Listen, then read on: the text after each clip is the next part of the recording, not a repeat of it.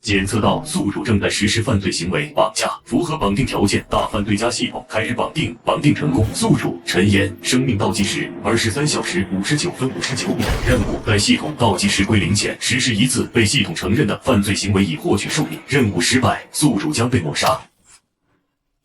这是什么情况？我拍戏拍出幻觉了？啊！你哑巴呀？词儿呢？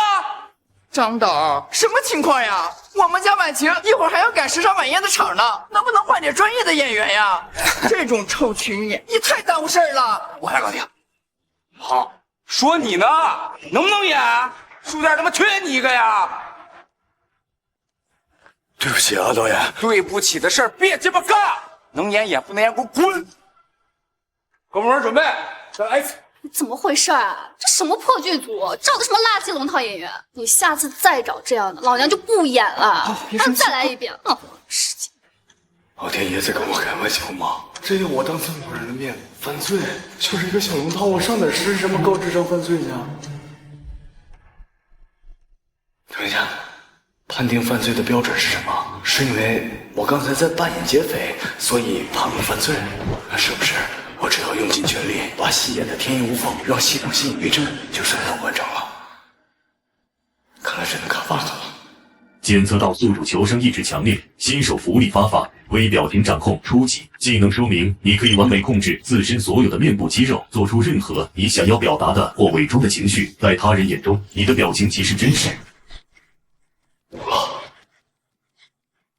来，准备，3、2、1 ，Action！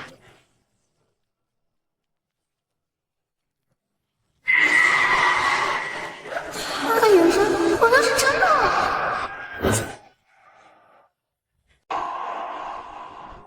别！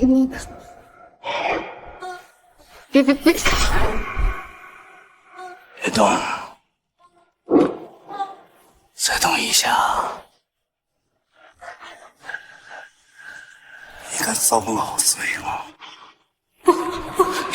不是演戏，那眼神是真的，真的要杀了我！来人啊！救命啊！他不是在演戏，他真要杀了我！他好了，你干嘛？姐！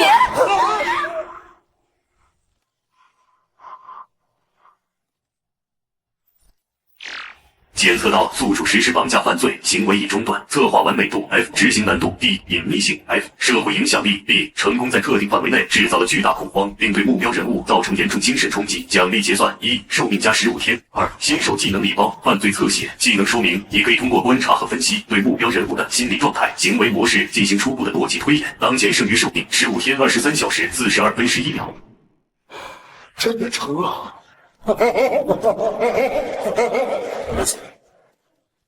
你敢遭我罪吗？严总，来，你过来呀，快点的，过来。这是不是你？别动，再动一下，你敢遭我罪吗？可以啊，妍子，你火了，你知道吗？我凭什么没看出来？你这演技这么牛逼呢？直接把那2线小花吓得当场失禁，可以呀。不是，这网上都说你演完之后跟丢了魂儿一样，半天都没反应。你老实告诉我，你是不是被什么脏东西给上身了？我没事，桌子，有点累了。哎，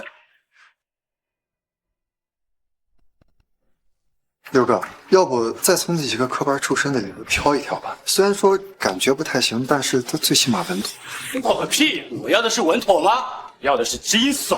什么是惊悚？就是那个一个眼神就能让观众后背发凉的感觉。那再看看这啊，谁能演变态？谁能演惊悚？这他妈不是惊悚，这他妈是下流！六哥，我昨天倒是听说了个事儿，就是不知道合不合适。你快放！是这样。操！是不是瞎猫撞上死耗子？有点过猛了啊！可是我听说那婉晴姐都被陈岩吓得都演不了戏了，这几天都拍不了了。那个陈岩有资料吗？去，赶紧把这个陈岩的联系方式和资料找到。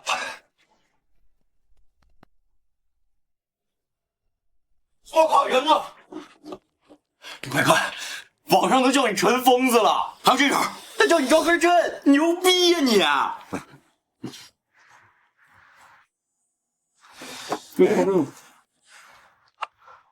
喂，是陈岩老师吗？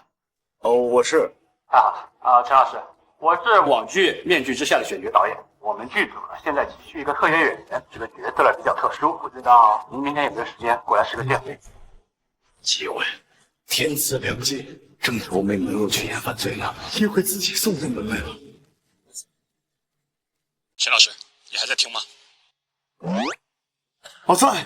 我在，我有时间，明天我一定准时到达。好的。我靠，妍子，你要转运了！面具之下，你知道这是什么概念吗？这可是今年优战投资最大的一部经典悬疑剧，对标的人家高分美剧，走的是口碑路线，目标是想拿到手软的那种。那傻姑女主的视频肯定是传到人家导演那儿去了，别人看到是你的疯，人家专业导演看到是你的才华。爹，是不是跟你说，是金子它总会发光的啊！去吃面去，滚！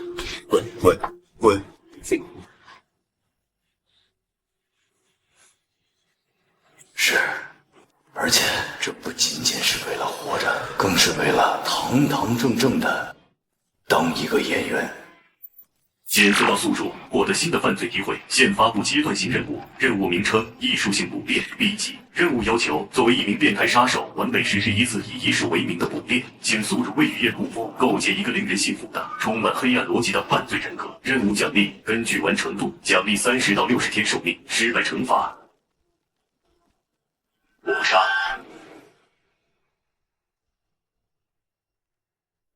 就2场戏，一场在雨夜里跟踪受害者，只有一个背影跟半张在阴影中带笑的脸；第2场在审讯室里与老刑警的对峙，台词也只有诸如“我不知道你在说什么，你抓错人了”之类毫无营养的辩白，这很难办啊！等等，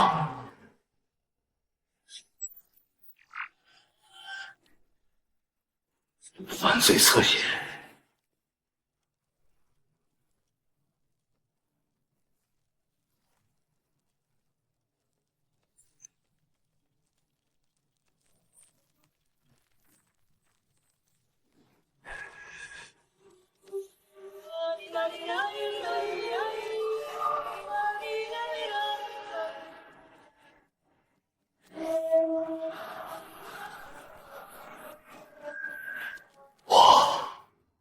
入戏了。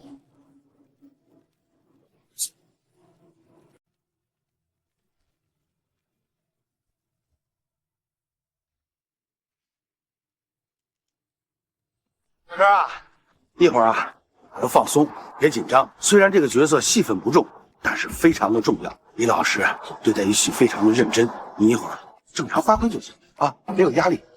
哎，听说这小子交了一份几千字的任务小传，极其变态，别是纸上谈兵吧？好，那就准备开始吧。啊，各位注意啊，雨夜暗巷，1场1镜，是。好的，我知道了。好的，宝贝。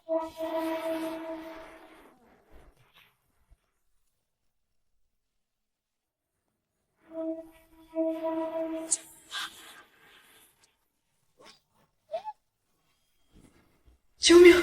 我感觉他是真的想要杀我。别怕，头晕是很正常的，你就会成为永恒的艺术品。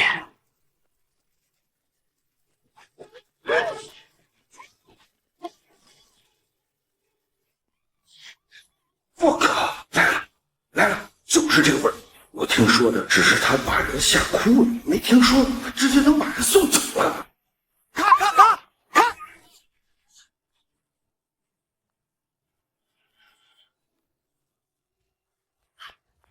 没事，没事。抱歉啊，我是太用力了，不好意思，这不。松开！哥，你叫我们到旁边休息。太好了，太精彩了！这条过了啊！你简直就是个天才呀！你你简直就是个天才呀！啊，老李，这个剧本必须得改。王导，这都拍到一半了，大框架都定了，怎么改呀？不行，连也得改，加戏，必须加戏，要把他从一个单元的凶手提升到贯穿整剧的一个幕后暗线。他就是男主的宿敌，他就是最终 BOSS 的心魔。对，心魔。小陈啊，你给我讲一讲，你是怎么理解这个角色的？这是机会。导演，我觉得雨夜屠夫的核心不是杀戮，而是填补。他童年时期一定面临着什么缺失，比如说母爱的缺失，所以他选择的受害者都是带有他母亲的某种特征的女性。然后还有雨夜，我觉得这对他来说更像是一种胜利。老李，听到没有？听到没有？就按照小陈这个思路改，今天哪怕熬大夜也得把新剧本写出来。行，王导就按你说的办。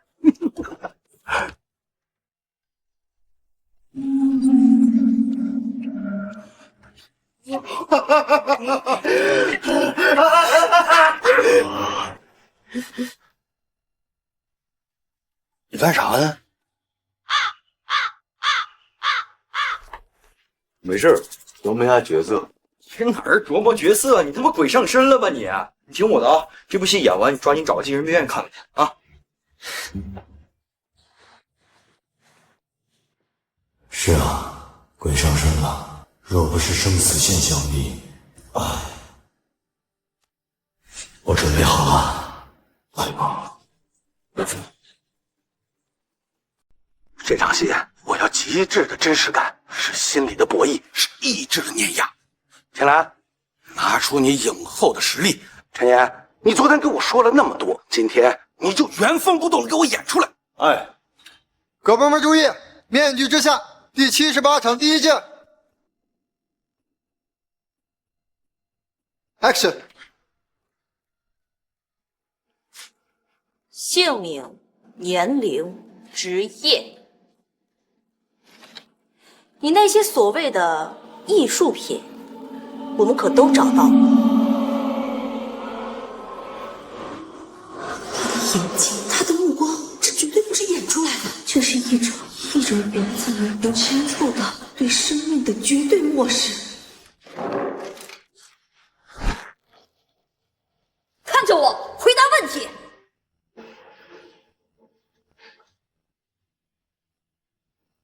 警官，你的香水真好闻，是玫瑰吗？喜欢玫瑰，它们凋谢的样子会很美，你会很喜。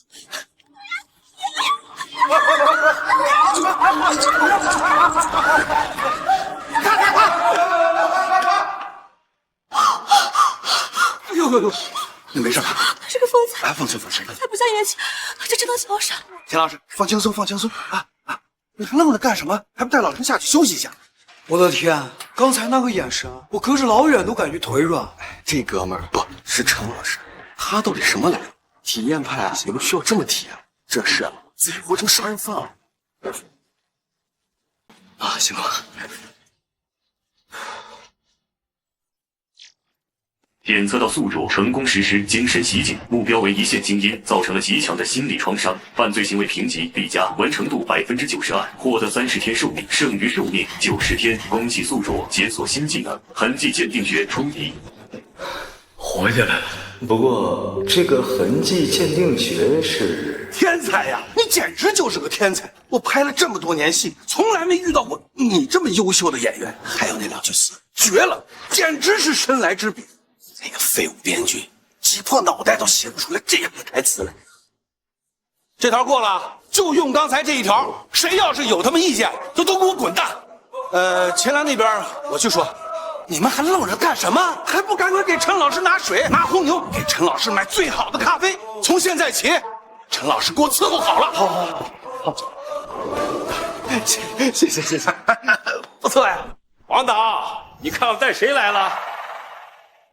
哎呦，关导演呀，你来的时候也不说一声，我好去迎接你。这不是探个老朋友的班吗？顺便看看你，哎呀，惊喜！太好了，太好了！哎，你这片场怎么死气沉沉？哎呦，吴安导演，你有所不知啊，这不是死气沉沉，这肃然起敬。挖到了个宝，哎，把刚才那条回放一下。你坐下，坐。你看我刚才拍的，你就知道我不是在吹牛了。放呀，快！警官，你的香水真好闻，是玫瑰吗？真是，我喜欢玫瑰。丽丽，它们凋谢的样子会很美。这他妈是真实的丽丽。这演员叫什么名字？陈岩，他叫陈岩，啊，在那儿呢。陈岩，他叫陈岩，啊，在那儿呢。陈岩，过来，介绍一下，国安导演啊。你就是陈岩啊？啊，老师好。哼，你小子挺不错的呀，非常有种。我跟你说，现在娱乐圈就需要这种有魂的演员。我是张国安，我正在筹备一个新电影，里面有个角色，非你这种疯子演员不能演。你有没有胆量挑战一下呀？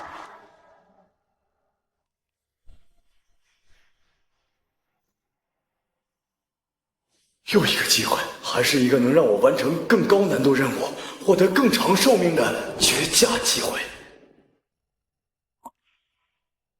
谢谢导演，我愿意试试。好，有种，等我电话。有人注意到榜单末尾那个新人了，代号演员。我查了演员上榜的时间记录，榜价未遂。奇怪，执行难度评级为 D， 但社会影响力和策划完美度却给到了 B 加级，综合评定才让他挤进了榜单末尾。其他的优秀，他把这每个国家的公主。一个刚上榜的新人吧，至于大家结局好吗？再有机会，我一定成为有这个演员安排的到底是何方神圣。我劝你谨慎，就在我们说话的这几分钟里，他的策划完美度评级又跳到了去。这个新人比我们想象的要活跃得多。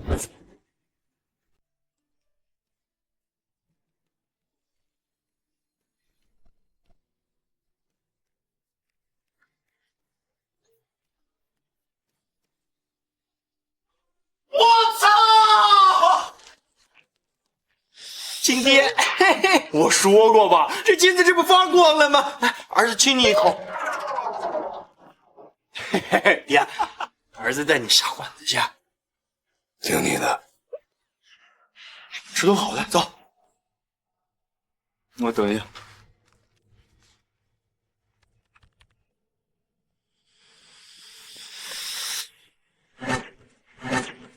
一个和哥哥在一起犯罪的过程中受到巨大刺激而变成傻子的弟弟，后面哥哥为了保护弟弟自杀。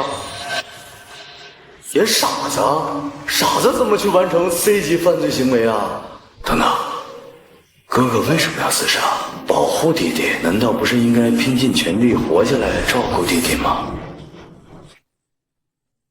那么只有一种可能，主谋不是哥哥，而是在扮演傻子的弟弟。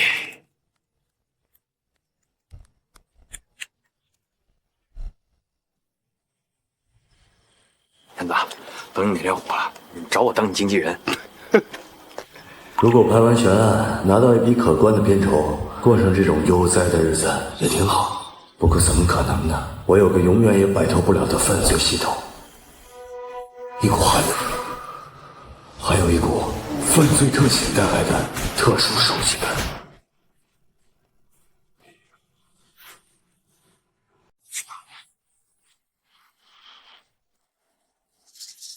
看啥了？啊，鞋带松了。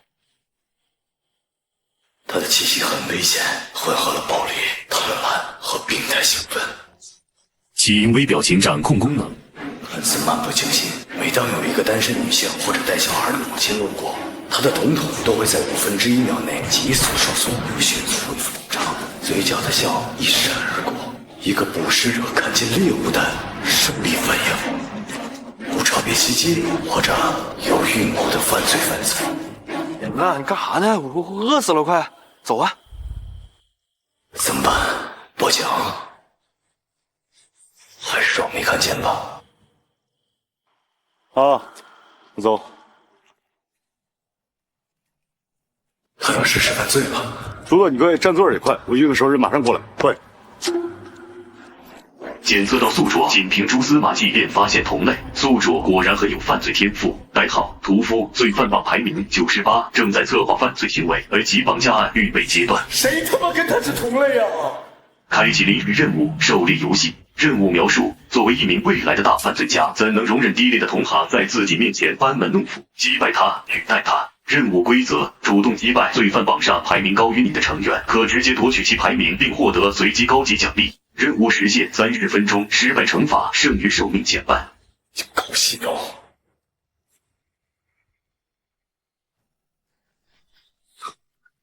他要动手了。那你还想做什么？考试啊，走。就是现在。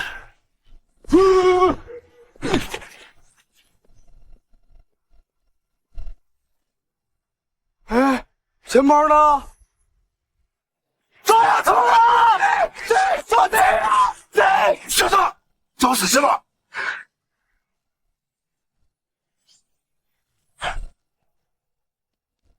就凭你这点三脚猫功夫，也敢在我的地盘上混饭吃？他知道我是谁，他是你，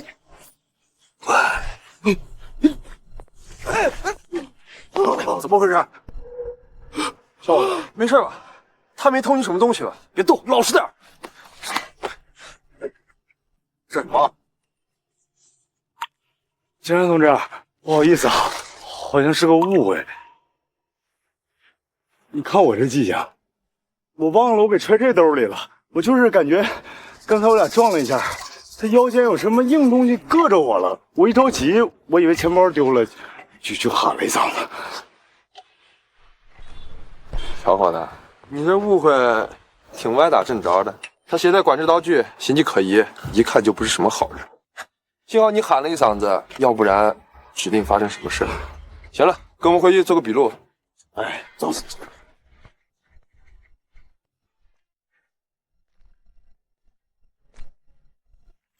检测到宿主以智取方式，零风险击败罪犯榜成员屠夫，完美达成狩猎者任务。任务评价 S 级，恭喜宿主获得奖励90天寿命。整整3个月，发了，这次真发了。恭喜宿主获得新技能格斗精通初级。罪犯榜排名已更新，第98演员。西头，这个犯罪榜是个什么东西啊？行吧，跟真刀真枪的罪犯打交道，还是太危险了。90天的寿命，虽然诱人，但是万一出了意外，我能当场就没了。以后我还是老老实实回剧组，靠演戏卡把来续命了。榜单更新，原排名第100名，屠夫下把，演员上把，当前排名第98。我的放屠夫那个疯子被踢下去了，取代他的是一个叫演员的新人。怎么回事？屠夫虽然排名垫底，脑子也不太好使，但那个家伙是个前途用兵非常不差，手上至少有3条人命。那演员是谁呀？找到他的真实身份，然后干掉了他。新人直接上榜，还自行调整，这不符合规则。除非他完成的作品在某个维度上获得了极高的评价。孩子，没事吧？我搁饭店门口快被警察带走了。能有什么事儿？路上遇着个小偷，帮警察抓小偷，录了个口供。这么厉害呢？平时看你唯唯诺诺的，现在这么不一样的。你别说，你今天是有点精神的，整个气质都不一样了。怎么着？这是准备接个警察的角色，提前入戏了？这是格斗精通带来的改变吗？什么角色？我就是觉得最近不能太懈怠，健了些神。真的假的？我摸摸。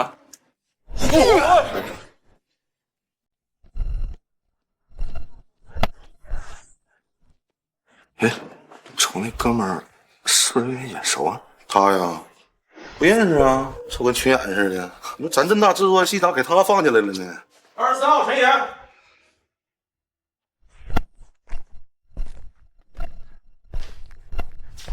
导演好，各位老师好。开始吧。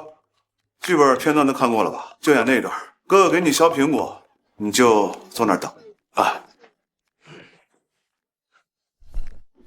来，3、2、1。小石啊，别乱动，哥哥给你削苹果吃，甜的。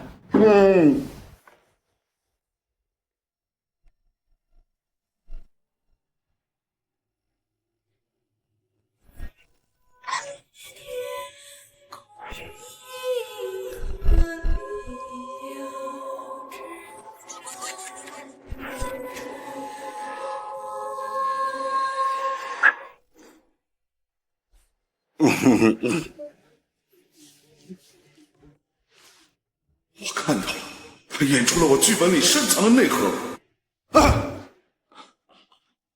好，你就是陈岩啊？哦，你很好，非常好。悬案弟弟的角色就是他了。通知法务，马上准备合同。谢谢导演。那行，那今天的面试先到这儿了，完了之后我们会联系你。再见。张导，你是不是太草率了？那个陈岩的资料我看过，他就是书店的一个龙头演员，他的表演，我说实话，有点邪门啊。有点邪门啊？对，你懂个屁！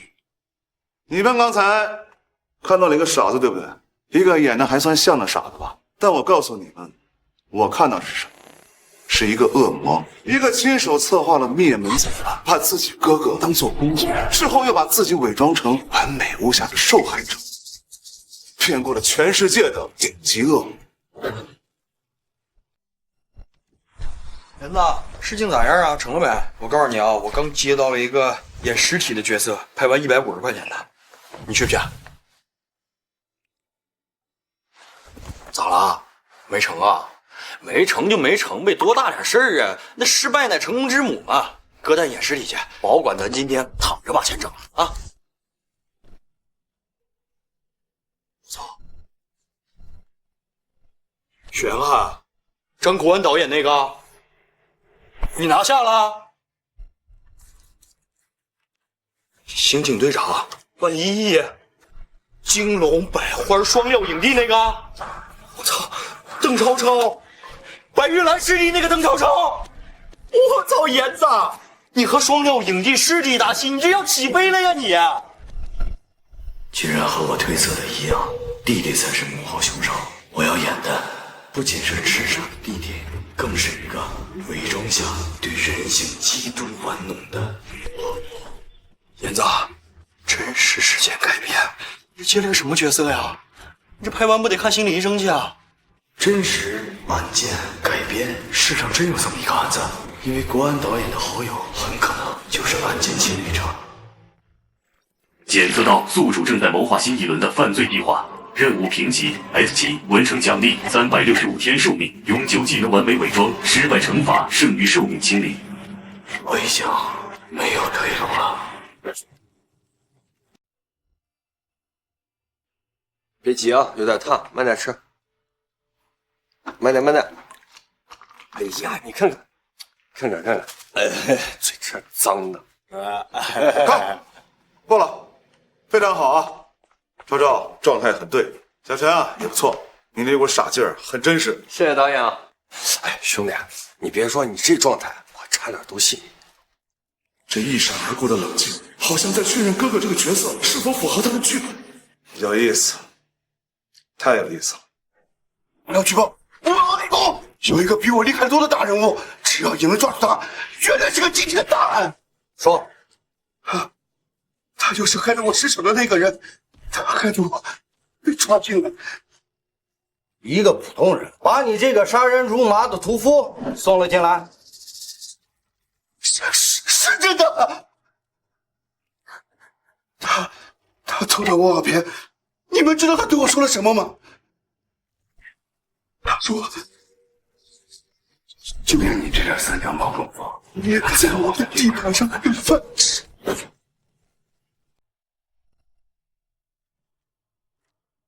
胡说八道！一个杀人犯为了减刑，什么鬼话都能编出来。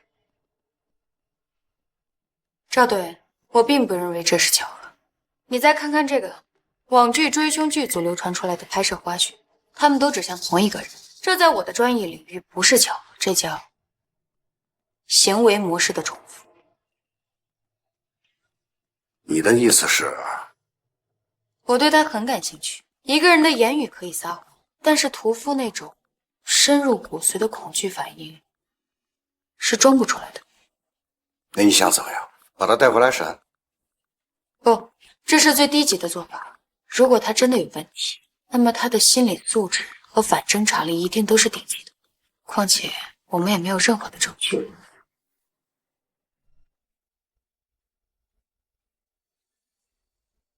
吴夫不是说抓他的是2个巡警吗？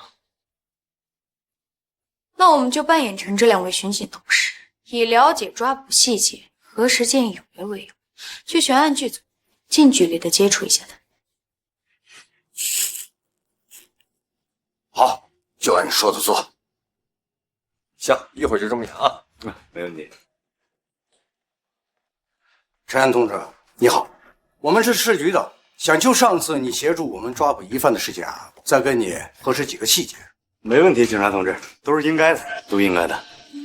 这小子文质彬彬，甚至有点胆小，见谁都客客气气的，就他。陈岩同志，我记得你刚才说了一句：“就你也敢在我的地盘上放饭吃。”警察怎么会知道？啊？我说过这话吗？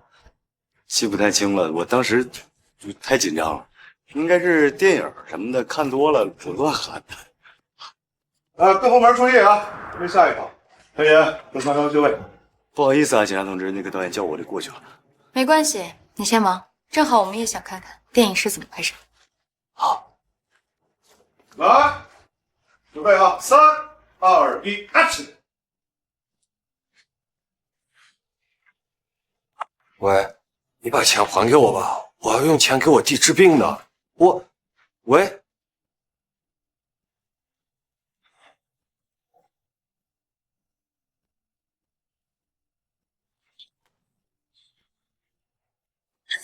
居然没有任何应激反应，没有一丝一毫的停顿，这不符合一个傻子的行为。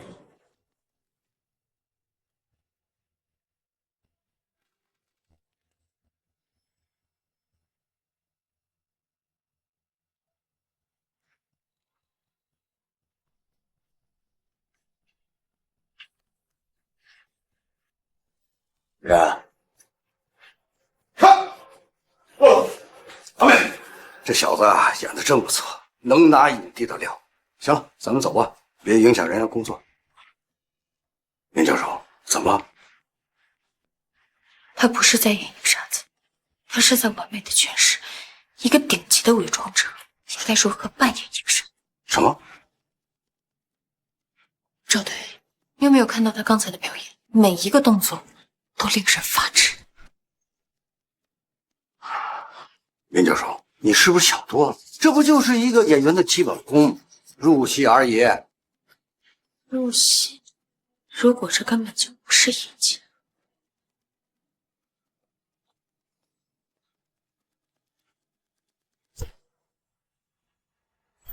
检测到宿主成功完成一次反侦查伪装，在顶级犯罪心理学家面前未暴露任何破绽，奖励寿命加30天，当前剩余寿命95天3小时12分。那个女人居然是顶级犯罪心理学家。你的意思是，这个叫陈岩的演员，他本人就是一个正在伪装、高智商反社会人格者？我不知道，但我看到了一个逻辑闭环。我有一个大胆到让你觉得很荒谬的猜想：悬案这部电影改编自10多年前那桩真实发生的灭门案，对吗？当年那场案子最后是哥哥认罪自杀，弟弟1年以后回来自首告终的。是这样。那有没有一种可能，陈岩与当年这桩悬案的参与者有关，甚至他就是当年那个骗过所有人真正的幕后主谋？疯了，你这个想法太疯狂了。林师呀，你知不知道那桩案子当年发生的时候，陈岩多大？5、6岁。一个灭门案的主谋是一个5、6岁的孩子，这比屠夫的疯话还离谱。我知道这不符合逻辑，但是他的那种行为模式，他对犯罪的那种心理洞悉，这根本就不可能是一个20岁出头的年轻小伙子该有的。赵队，这不是经验，是泡在黑暗才会生长出来的本能。先回局里把红山公寓灭门案所有卷宗调出来，我倒要看看这里面到底藏着什么样的魔鬼。各部门准备，3、2，你等一下，导演。我感觉有东西在干扰我。什么东西？说不上来，就那个孩子安安静静的坐在那儿，也没看我，可我总觉得背后有一双无形的眼睛在盯着我，像毒蛇一样。我每说一句台词，都能感觉到无形的审视和评判，这让我根本没有办法完全集中精力去压制他。段老师说的没错，导演，我也有这种感觉。你说在这部戏里，我演的是哥哥，可是我总觉得只有在他身边才会有安全感，那种感觉就好像是他才是那个掌控者。对了，就是这种感觉。你们演的不是警察审问嫌犯，你们演的是2个小白鼠在闯进一个披着兔子皮的恶魔的巢穴。你以为你们是猎人呢？其实从头到尾都是猎物。超子，再来一条。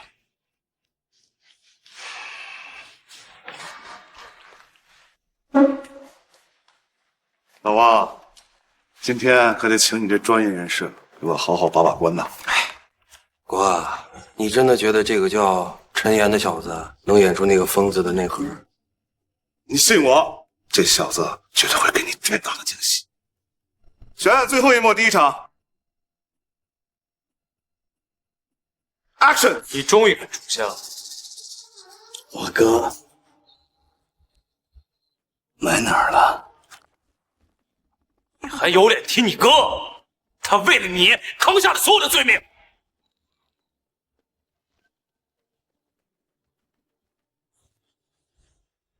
你错了，不是他替我扛罪，是我给了他一个替我扛罪的机会，他欠我的。你，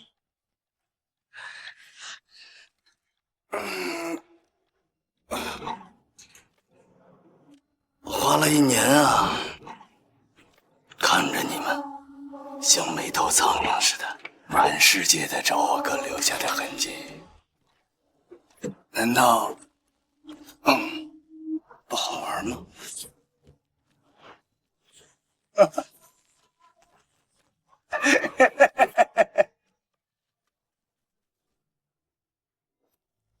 想，还想吗？当年我们就是这么被他牵着鼻子走的，那种被他玩弄于股掌之上，把我们所有人的努力都当成笑料的感觉，一模一样，一模一样。好，看，过了，完美。哎，辛苦。演的不错呀啊！你小子要把我们饭碗都抢了。段老师，您太过奖了，我还是要多向您学习，谦虚了。来，老王，我给你介绍一下，这就是我们的天才陈岩。想，还想了？我没骗你吧？陈岩，跟你王叔叔说说，你是怎么理解这个傻子弟弟的？哎，王叔，我能怎么说？王叔，我觉得这个傻子所有的傻的行为都可以归结为2个字：清除和确认。清除确认？对，比如说剧里有一场戏，他哥哥在书架上有一本写满了笔记的旧书，他把它拿过来撕碎了，扔进了火盆里。从表面上看啊，这是一个傻子啊，无理由的宣泄、搞破坏，但我不这么认为。我觉得他更是在销毁证据，他在销毁他哥哥无疑是保留的他小的时候聪慧表现的证据，而傻子每一次看似无理取闹的破坏，都是一次精准的清除行动。销毁证据，清除记忆，清除记忆。清除和确认。不对不对，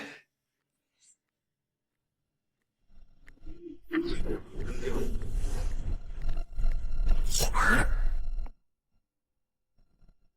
烧了一半的笔记本。小子，你告诉我，如果他是主动销毁证据，这说明了什么？那就说明他可能在怕暴露什么东西吧？害怕暴露？我当年怎么忽略了这些？小陈，能把你的人物小传借给我看看吗？啊，小传，小传，谢谢。王叔，哎，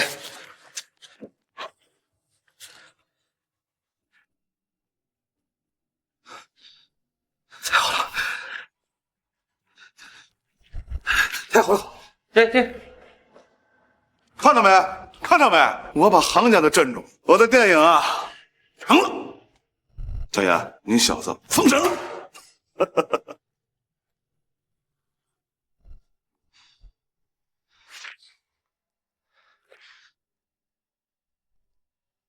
老领导，是我王建国。建国，这么晚了，出什么事了？20年前的屠夫案，我们可能一开始就错了。都看过了吧？谈谈看法。匪夷所思，这份报告的专业程度极高，真的是一个演员写出来的？我看这是巧合，一个演员为了演戏琢磨剧本，刚好碰上王叔这个心结，让自己钻了牛角尖。为了一个不着边际的猜测，就重启一桩20年前的铁案，这不合规矩。不，这不是巧合。当初凶手李军，我们都认为他是为了自己畏罪潜逃这么久，然而这份报告却指出，他的潜逃更像是一种赎罪。林教授，这终究只是推测，但是这个推测却能解释一个最大的一点，那就是他那个痴傻的弟弟李伟，为什么在杀了他哥之后潜逃了这么久，却还要回来自首？我同意林教授的看法，真相不会因为时间而被掩埋，只会因为我们的疏忽而被隐藏。赵铁军、林舒雅，有你们2个牵头，立刻成立专案组，重启案件的调查。是。李伟，我们是省厅的，今天来是想再跟你聊聊你哥哥李军的案子。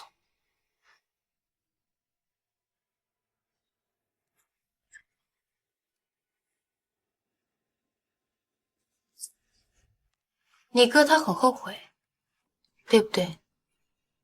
他伤害了你，毁了你的一辈子，所以他想补偿你。他给了你一件你最喜欢的东西，把你和那个东西一起像金丝雀一样养了起来。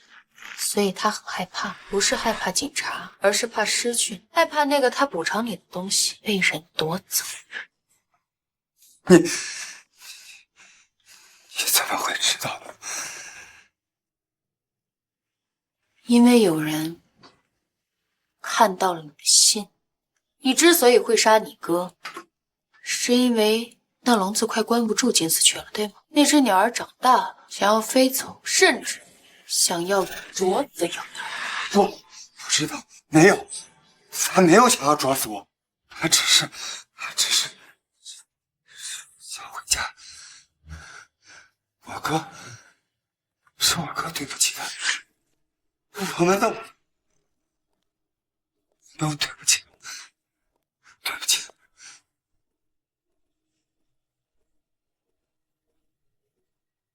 他是谁？然，是安然。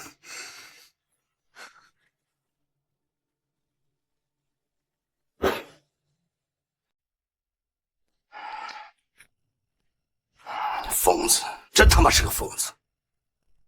查，立刻去查20年前跟被害人夫妇有密切关系，并且有能力雇凶的人。还有，从今搜查李军和李伟当年所有的藏匿点，寻找那个女孩安然生活过的痕迹。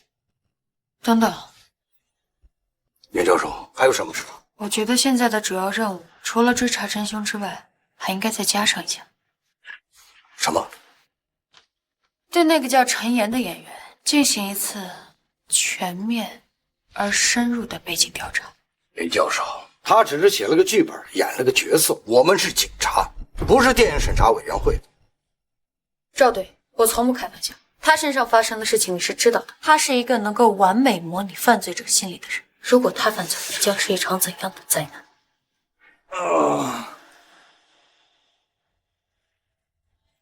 检测到宿主已完成任务，完美的伪装犯罪。任务评估：宿主通过自身的伪装，掩盖了一场长达16年的犯罪。角色逻辑自洽 S 级，剧本补充内容引发社会性关注 A 级，成功误导专业人士 S 级，综合评定 SS 级，超额完成。恭喜宿主获得寿命奖励365天，获得技能奖励完美伪装，当前犯罪榜排名第98名。活着的感觉真他妈好啊！不过这个犯罪榜，哎，算了，当演员续命就行了，我还没活够呢。严子，你没事吧？严子，你都在家躺1星期了，四肢都躺退化了。我带你出去录点事儿。别烦，出戏呢。走呗。滚！入戏太深，你他妈绝对是入戏太深了。你等面具之下片酬到账，我带你去看心理医生啊！啊，听到没？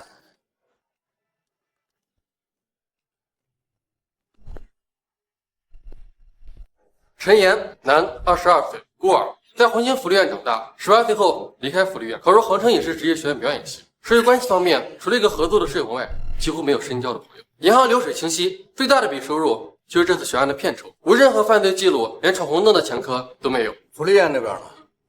童年有没有什么异常？查过了，表现很正常。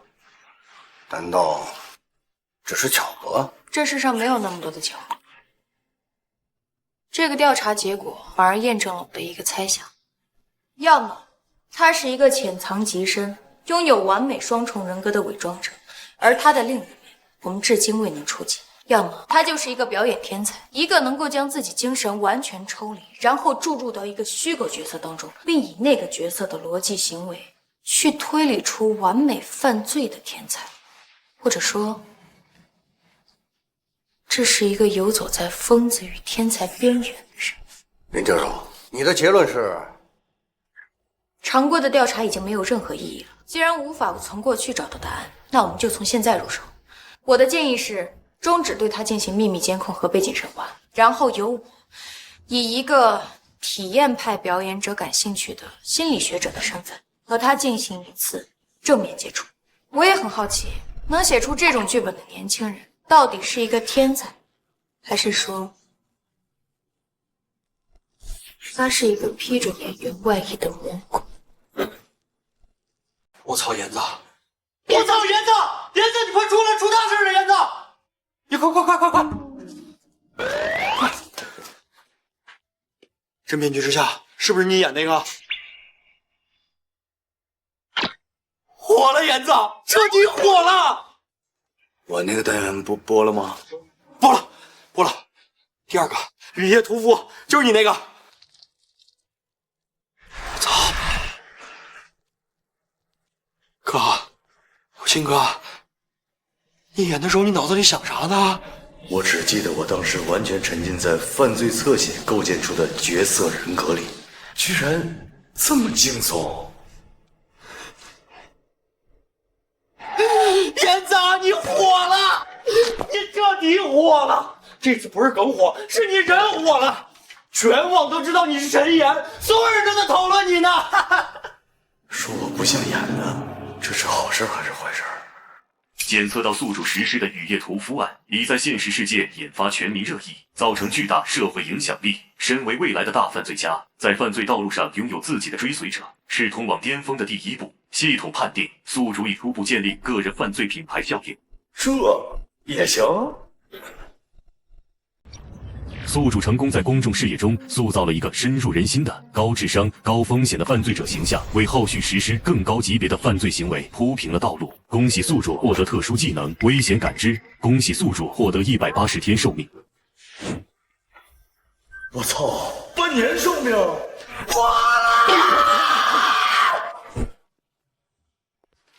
燕子，你看，这都1个月了，你还在热搜榜上呢。主子，我不是在做梦吗？梦个屁呀！你火了，你彻底火了，你知道吗？现在全网都在讨论你，说你是神，是天才。我不是天才，我是罪犯。我不是罪犯，我是演员。检测到宿主行为引发大规模社会性关注，并与犯罪标签强绑定，极大提升了代号演员在表世界与里世界的影响力。综合评定一次完美的未曾策划的影响力犯罪，奖励寿命180天。提示：宿主在犯罪榜上的排名已大幅提升，请再接再厉。奖励？这他妈是奖励！我都快吓死了。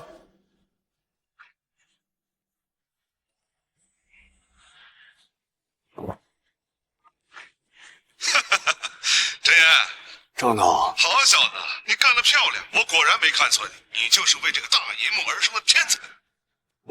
你什么都别说了，你现在可是全网最红的仔，制片方那边高兴疯了，连夜决定追加宣发费用。你小子一个人把我整个电影盘活了。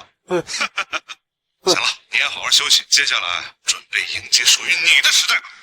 火了，哥，你彻底火了，你知道吗？哎呀，真棒啊你！所有人都说我是天才，但我这次真玩多了。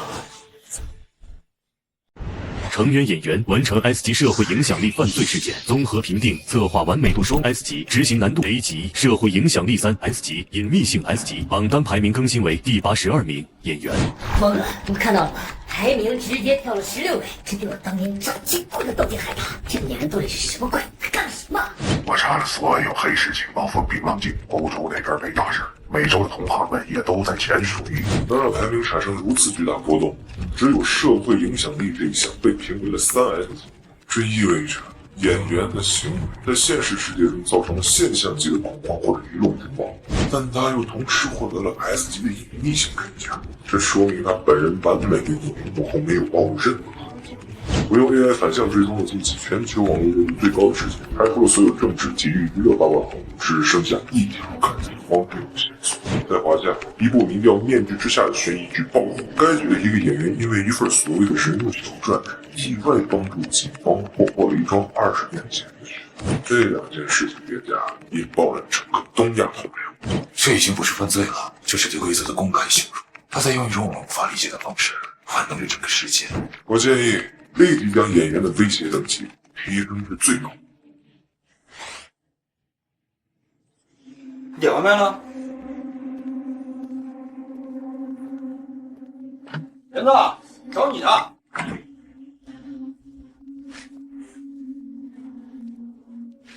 陈安你好，我是秦征。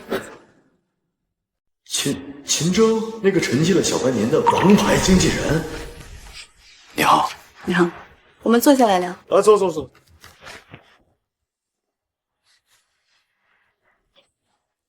外面的新闻都看了吗？害怕吗？害怕自己被当成怪物，害怕警察没完没了的调查，害怕自己的演艺生涯刚刚开始，却因为过于真实而结束。别人看到的是危机，而我看到的是机会，一个能够让你一步登天，甚至能够改变整个行业格局的机会。什么意思？现在的娱乐圈卖的是什么？是人设。小鲜肉卖阳光帅气，大叔卖成熟稳重，女明星卖独立清醒，而这些都只是生产线上包装出来的商品，看似光鲜，实则呢，一碰就碎。而你不一样，你卖的是危机，卖的是真实，卖的是行走在天才和疯子之间的极致体验，这是独一无二的，是任何人都模仿不来的。别人演反派呢，那是化妆，而你演反派那是附身。这个表演是无价值的。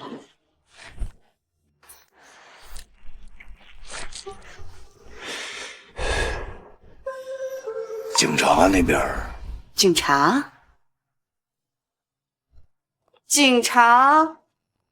的关注恰恰就是你最好的背书。一个演员的演技能好到什么程度？好到能够让警察成立专案组，能够让犯罪心理学专家把你当成研究课题。这你告诉我，还有什么能够比这更好的宣传噱头？我们甚至都不需要制造新闻，因为你本身就是一个行走的舆论风暴。疯了！我就像一个溺水的人，而秦正就是给我来发救生圈的人。这个救生圈很吸引我，哪怕有点疯狂。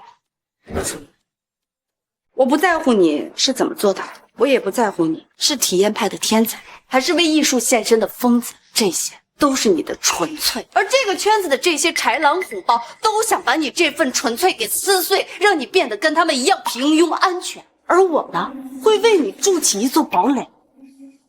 我会处理媒体，应对警方，会为你挡下所有的明枪暗箭，而你只需要在这座堡垒里面做你唯一需要做的事情，用你天赋去演戏，把你的真实塑造成一个可以载入史册的角色。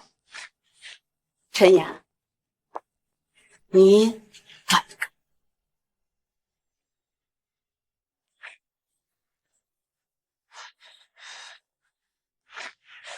秦小姐，你的想法很诱人，但是如果有一天我分不清我是在演戏还是在犯罪呢？如果我不是你口中的天才或者疯子，而是一个彻头彻尾的坏人呢？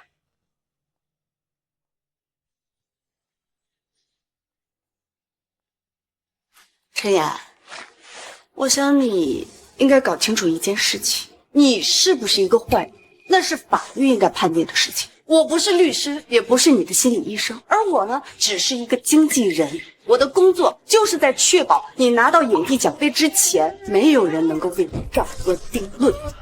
至于你的心里住的到底是天使还是魔鬼，那是你自己的事情。而我要做的就是把你心里那个魔鬼变成今年最畅销的限定款人设。他不是来救我的，他是来投资我的，投资我这份独一无二的危险性。一个人的疯狂是通往灭亡的独木桥，那两个人的疯狂会不会变成一条能够冲出重围的血路呢？合作愉快。合作愉快。他是你朋友？圈子，你很信任他，他也会处处为你着想，这对你很重要。这样吧，等工作室成立之后，他来做你的生活助理，薪水我来开。谢刘姐。严呐，快看，微博上好多人说想看你演好人，你的粉丝都刷疯了。看看吧，这就是苏木给你打下的江山。现在圈内都知道有一个叫陈岩的演员演反派呢，他不像演的，所以呢，这些本子无一例外不是变态杀手就是疯批罪犯，甚至还有一个网剧指名道姓的让你去演一个验尸癖。我操，严呐，蓝赞号80万，这片酬可以啊。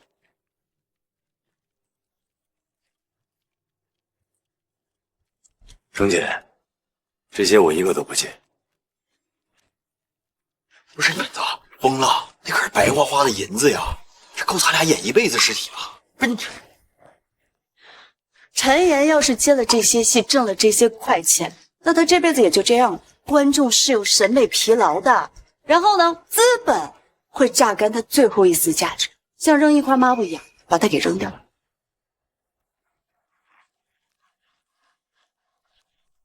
警匪片大导徐克明，圈内人称徐老怪，他的戏没有流量，只有演。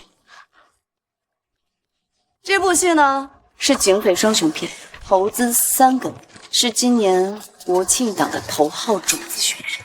徐导的戏，那这男主不得是影帝级别的？没错，男主已经定了，著名功夫巨星郑子华和老牌顶流周峰。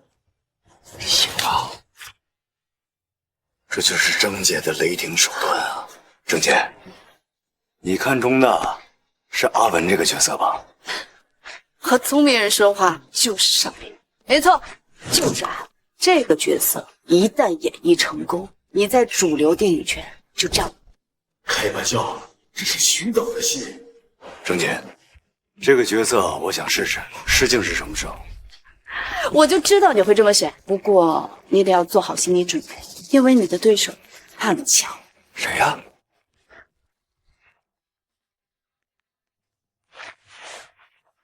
顾晨，他不是拍偶像剧的吗？他来凑什么热闹呀？转型啊！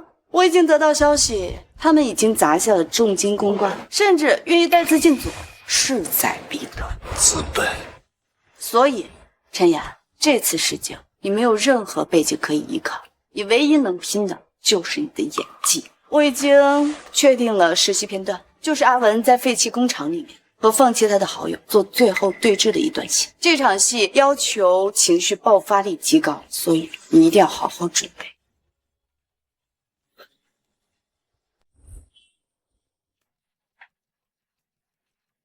因为这个系统的存在，我的欲望不只是为了活着那么简单了。我应该拿上影帝奖杯，走上世界之巅。这是一个机会，不仅仅为了续命，而是我陈岩正式跨入演艺圈的第一步，是我征服世界之巅的一步。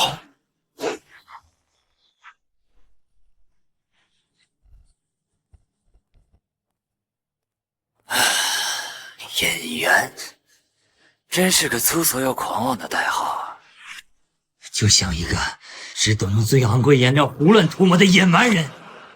真正的艺术是创造奇迹，是在万众瞩目之下完成不可能的壮举。那就让他们所有人都知道，谁才是真正的表演大师。准备好，在我华丽而盛大的魔术表演中，遗憾谢幕吧，演员先生。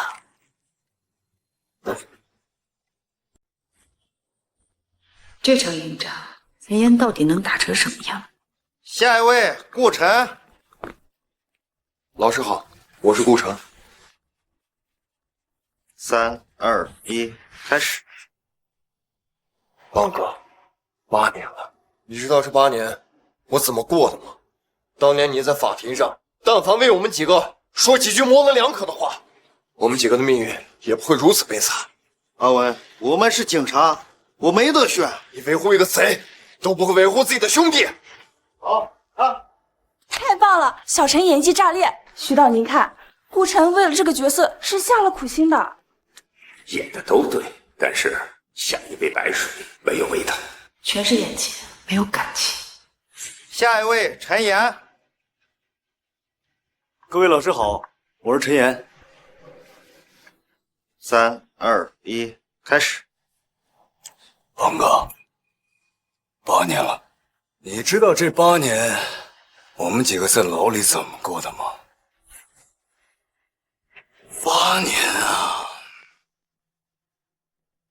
有时候我在想，如果那天是你去追那个贼，我们几个的命运会不会反过来呢？就是这个味儿。阿文，我们是警察，我没得选。我们在警队尽心尽力，出生入死。在法庭上，你哪怕说一句，哪怕一句模棱两可的话，我们都不会坐牢。但是你呢？你放弃了我们，你亲手把我们送进监狱，而且也是你亲手害死的。你宁肯去维护一个贼啊，都不维护你自己的兄弟。就是他，就是这种眼神，这才是我苦苦寻觅的阿文啊！我签下的不是一个天才，是一个为形而生的怪物。看。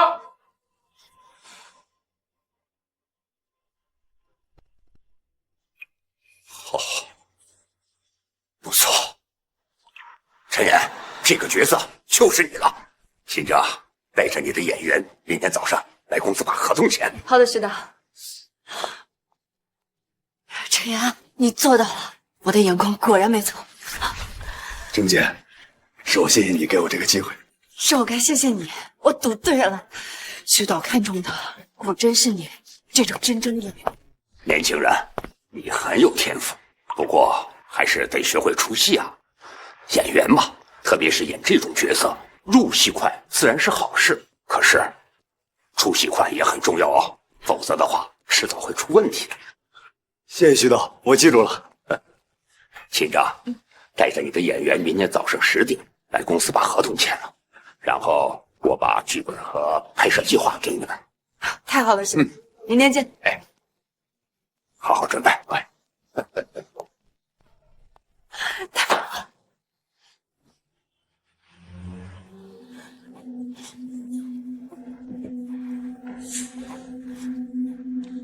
一个凡人演员，就是那个神秘的演员。教授的推论听起来像个笑话，但如果不是呢？如果这个世界上最盛大的舞台真的藏着这样一位伪装大师，那该多么有趣啊！那我就试探他一下，我会上演一场最完美的模仿剧。如果他真是那个演员，他一定会注意我的表演，并且回应我。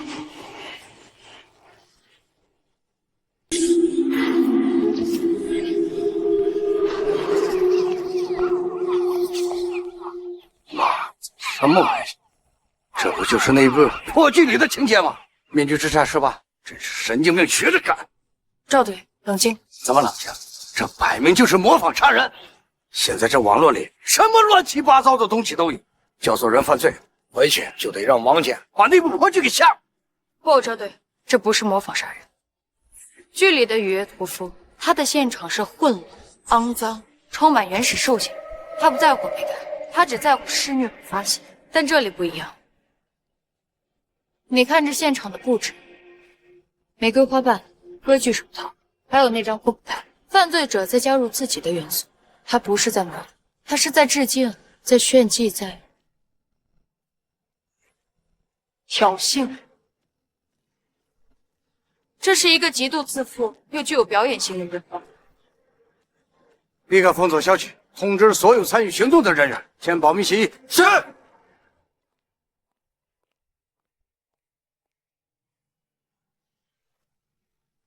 陈岩，基本情况就这样，注意休息。好。卡，完美。陈老师，外面有2个警官找您，说是想了解点情况。陈岩同志你好，我们又见面了。自我介绍一下，我叫林舒雅，这位是市刑侦支队的赵铁军，赵队长。你好，你好，赵队。林警官，这次你们找我是什么事儿？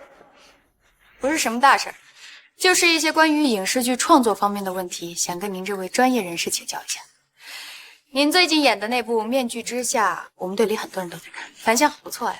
尤其是你在剧中饰演的雨夜屠夫，实在是入木三分，看得我们这些真警察心里都有些发毛。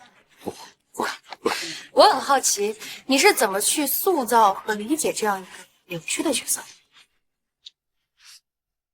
林警官，其实这种角色啊，最忌讳的就是把他当成一个纯粹的变态来演。有道理，难怪演得这么真实。我有一个问题想要请教一下，如果现实生活当中有人模仿雨夜屠夫作案，你觉得这个人会是什么心理？模仿作案，有人模仿我剧里的角色杀人了。模仿者，林警官，这个问题超纲了。如果真的有这种人的话，我觉得他模仿的不是雨夜屠夫这个角色本身，因为雨夜屠夫他所有的犯罪行为都是私人的，向内发现，而一个模仿者，他的逻辑行为完全是相反，他是外向的，是表演给别人看的，他渴望的是关注，是轰动，他渴望把他的作品展现给众人，所以他不可能仅仅只是满足于复制。恰恰相反，他会在模仿的基础上加上一种独属于他自己的一种私人的独特的标记，以此向世人证明我更是像在对原作的创作者证明他才是更伟大的艺术家。这与案发现场分毫不差。拙见啊，一点拙见。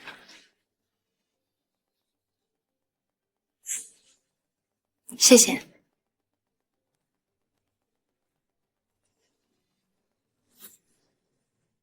连子，连子，我这儿呢，郑局长，你看这个。太可怕了！电视剧里竟然能叫错人犯罪，赤火对决，犯罪教训，让一个可能诱导犯罪的演员来演正面角色，这是对警察最大的侮辱。真的有人因为我的表演杀了一个无辜的人，是吧？小常，小常，这是怎么了？别搭理这些狗屁玩意儿，娱乐圈啊，就爱用这些下三滥的手段。你放心，你是我选的演员，就是他天王老子来了，也换不掉你。稳住心态，好好拍戏。慢走啊，导演。所有人都觉得这是一场卑劣的舆论攻击，但只有我知道，那个凶手是犯罪梦同类。如果我不演，那个受害者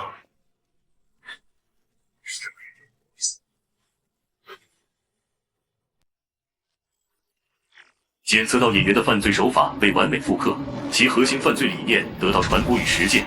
恭喜宿主，您的犯罪社会影响力获得巨幅提升，奖励受命60天。这个该死的系统，在祝贺我，奖励我。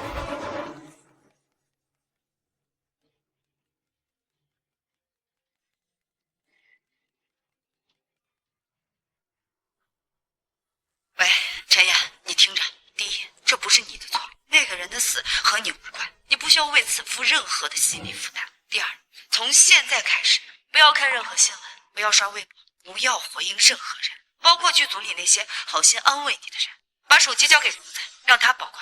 第三，相信我们已经订了最快一班的飞机，苏木会比我先到。在我们见面之前，你什么都不许做，安安静静的待在酒店里等我们。好。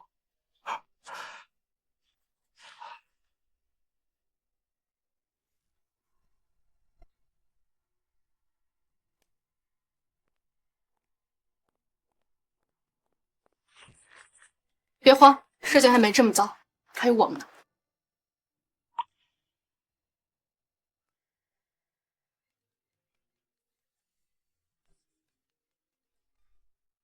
陈岩，网上的事儿我看到了，别慌，也别往自己身上揽责任。疯子做什么跟你没关系，你是一个好演员，别被这阿子事儿毁了。挺住！明白，谢谢导演。这算什么？人血馒头吗？成员魔术师原排名63号，完美复刻成员演员的 S 级社会影响力犯罪作品。该事件综合评级 ：FS 级评级细则、策划完美度 ；S 级执行难度 ；A 级社会影响力；3S 级已引起社会超大规模社会性恐慌与伦理争议。评级结果：成员魔术师排名上升至61号。我操！3S 级的社会影响力，他干了什么？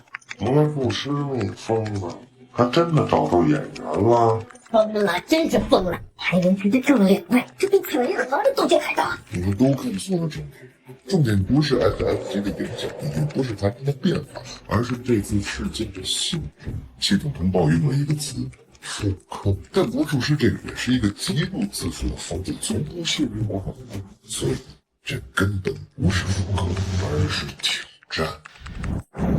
有意思，太有意思了！他不是在犯罪啊，是在教学。原来你才是疯子啊！你以为我们是在模仿，原来我们只是在完成的剧本里的一部分。你以为我们是在炫技？原来我们只是在他搭建的舞台上跳舞。找到你了，陈岩。不，演员。我很期待啊！你知道我给你准备的第2份礼物，你会是什么反应？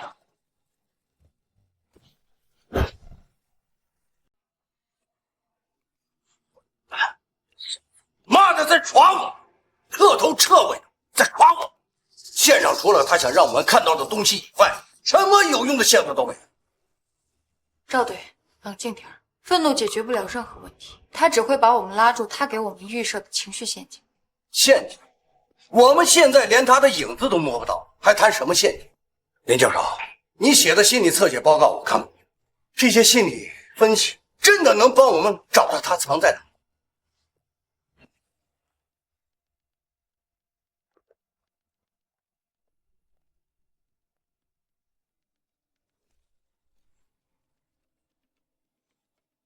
因为我们错了，我们忽略了他所有的行为背后最核心的动机，那就是他不是在犯罪，而是在对话。对话？没错，对话。他所有的行为都是通过一种我们无法理解的、专属于罪犯的语言，去和另一个人进行了一场跨越现实与虚构的对话，而那个人就是饰演了雨夜屠夫陈烨。林教授，你的想象力很丰富，但我们不是在写小说，我们是在办案。你说的那些对话，证据呢？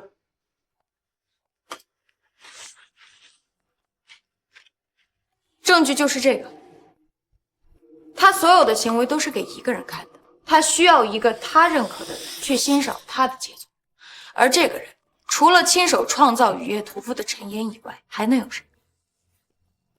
所以你的意思是？我的建议是，邀请陈岩作为我们专案组的特别顾问，协助我们对凶手进行心理测写。你疯了？你知不知道你在说什么？先不说我们重点关注的对象就是他，我们甚至怀疑他跟屠夫有牵连。你让一个嫌疑人帮我们破案，这要是传出去，我们整个市局将会成为全国警界的笑话。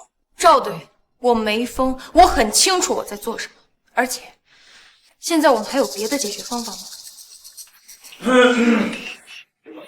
让一个案件以外的人，而且还是个嫌疑人，直接插手我们的核心案件，这不符合规矩。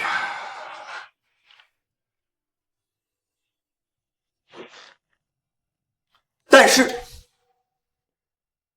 规矩是死，人是活。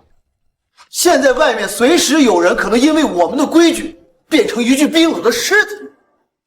林舒雅，你说的对，我们不是在求一个演员，我们是在找一把钥匙，一把能够打开地狱之门的钥匙。就按你说的做，秘密进行，全由你负责。但是你要知道，这事儿一旦出了差错，只有你自己扛。是。怎么样，累了吗？要不然你进屋去歇歇。两位警官，大半夜的也回归干啊！我们家艺人刚刚结束了一天高强度的工作，现在需要休息。两位要是有什么公务的话，可以联系我们的律师。秦小姐，我知道现在打扰特别的冒昧，但是事态紧急，我们必须找到陈岩，这关乎人命，更关乎他自己。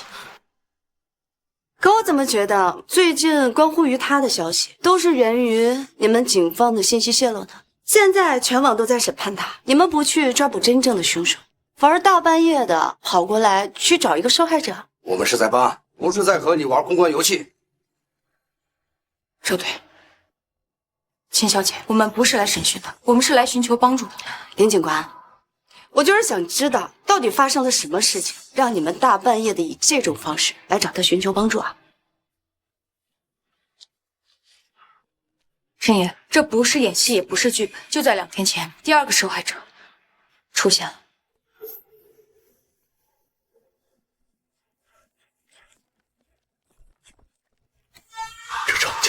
是我在撰写《雨月屠夫小传》的时候幻想过的，却因为太极端而被剧组否决的最终乐章。那个疯子甚至窥探到了我脑海中。混蛋！凭什么把我呕心沥血塑造的角色当玩物，把无辜的生命当颜料，只为上演一出献给我的病态而疯狂的酒戏？凭什么用我的心血去犯下如此滔天的罪孽？检测到罪犯榜成员第61号魔术师的连续挑衅行为。宿主身为未来大犯罪家的尊严受到严重侵犯，开启强制性荣誉任务猎杀魔术师，任务目标以任何方式终结魔术师挑衅，任务奖励视完成度而定，任务失败惩罚抹杀。你别装大，这件事情啊，你别走上去。我答应你们，我要亲手把他救出来。好，赵队，我们现在就带他去现场。你确定？这不合规矩。现在抓住凶手就是唯一的规矩。从现在开始，陈岩就是我们专案组特别部。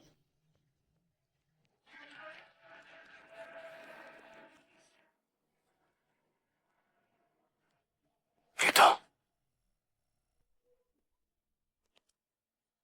陈岩入戏了。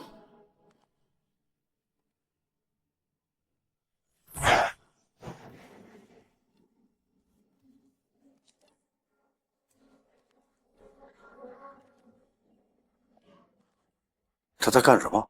他这是在重现犯罪现场，他在尝试带入凶手的视角，理解他在这里的每一个行为。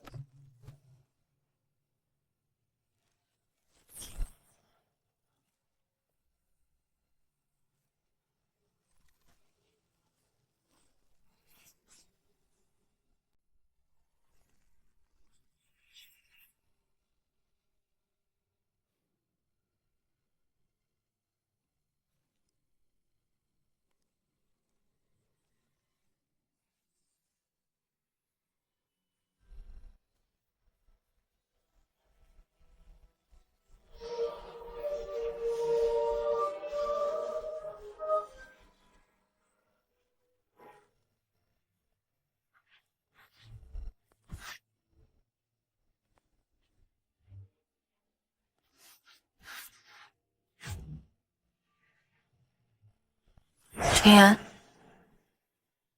陈岩，陈岩，陈岩，他不是在杀完人之后匆匆离开的，而是把受害者当成了他最完美的作品，挂在舞台中间，然后就在这个角落沉浸在他自己的世界里，享受着那种常人无法理解的病态的艺术创作带来的快感，而他认为自己是凌驾于众生之上的艺术家，而杀戮只是他表达艺术的一种方式。这不就是个神经病吗？这小子究竟是什么怪物？我知道他是谁了，他是一个极度自负的、渴望观众的，并且正在对我发起挑战的艺术家。而他最致命的缺点，恰恰是他们病态的、渴望被认可的所谓的艺术家的自尊心。我们要做的，不是抓捕他，而是彻底摧毁他的艺术。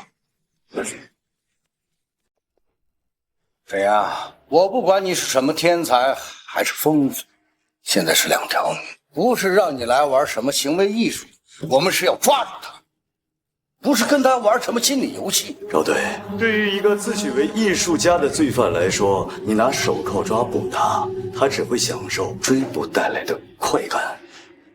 但是，如果你当着全世界观众的面指着他的艺术品，说他是垃圾，你猜他会怎么做呢？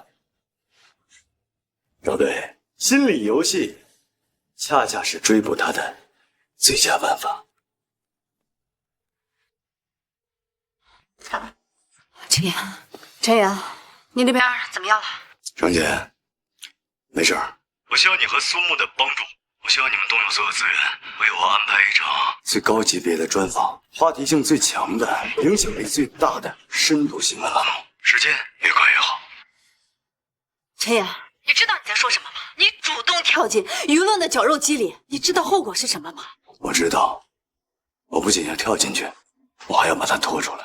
陈岩，我是苏木。你的想法很大胆，但是风险也极大。第一，你没有任何官方身份，仅以个人名义去参与案件的讨论，很容易被人扣上吃人血馒头还有哗众取宠的帽子。第二，一旦你在直播中出现任何一点失误，哪怕是一点点，都会被无限放大。这对你和你的演艺生涯将是万劫不复的打击。还有第三点，也是最重要的一点，你这是在公开场合公然挑衅一个亡命之徒，你的人身安全怎么保证？第一点，我不需要什么官方身份，我要的就是演员陈岩这个身份，意在告诉他，这是两个创作者之间的对话。第二点，我不会输。至于第三点，对于一个自诩为艺术家的罪犯来说，在他的作品完成之前，他是绝对不会伤害一个他唯一的知音和对手的。莹姐，苏木，我需要你们调用所有资源，给我安排一场专访，直播性的，级别最高的，影响力最大的那种。主题就叫我来解读模仿案凶手的心理，剩下的交给我。陈岩，你好，我们知道最近发生了一些事情，让你承受了巨大的压力。我们想知道，对于网络上你的表演诱导了犯罪这种说法，我们不需要讨论这个，因为这起所谓的模仿案，从根源上讲毫无分析的价值。凶手的所有行为都只是一种缺乏原创性的拙劣模仿。他不是原创者，而是一个抄袭者，妄图模仿天才的作品来获取那一丝可怜的存在感。这种行为，与其说是犯罪，更不如说是一种嫉妒与致敬。他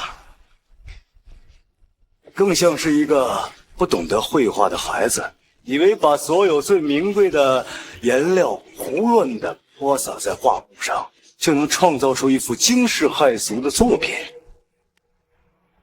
但实际上，他只是弄脏了画布而已。这已经不是傲慢了，这是在拿所有人的生命安全开玩笑。万一那个杀手被激怒，开始无差别报复社会怎么办？陈岩负得起这个责吗？陈岩是在公开羞辱一个杀人的变态吗？他不要命了！最恶劣的血色营销，为了洗白自己，激化矛盾，炒作话题，这种艺人必须永久封杀。都坐下，都坐下，常规操作勿 Q。笑死，黑子们都急了。我敢打赌，那个真凶正躲在下水道里看直播，看完都得愣一下。我操，这哥们儿比我还能装。弄脏了画布，杀伤力不大，侮辱性极强。行，我知道了。现在粉丝怎么样？比我们预想的还要好。他们自己创造的这个沙雕 tag 已经成功的把水搅浑了。太好了，现在的公众情绪很复杂，愤怒、好奇、恐惧，还有一丝荒诞的搞笑。凶手所有的行为都只是一种缺乏想象力的拙劣模仿。胡闹！这简直是胡闹！他这不是在挑衅，是在给凶手指路，把全城的百姓置于危险之中。明言直播之前说的计划，你这是在干什么？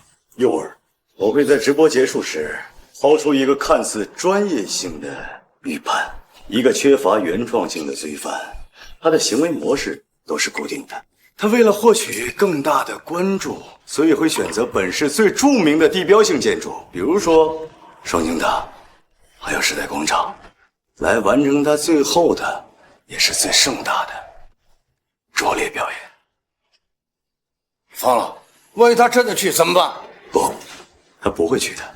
对于一个自诩为艺术家的罪犯来说，最大的羞辱就是被定义为缺乏原创性，被批判为抄袭者，而我在全世界观众面前把他贬得一文不值，并为他指出了一条如此俗气、如此没有技术含量的道路时，他会为了证明自己不是我口中的蠢货，为了维护他那可怜的艺术家的自尊心，他是绝对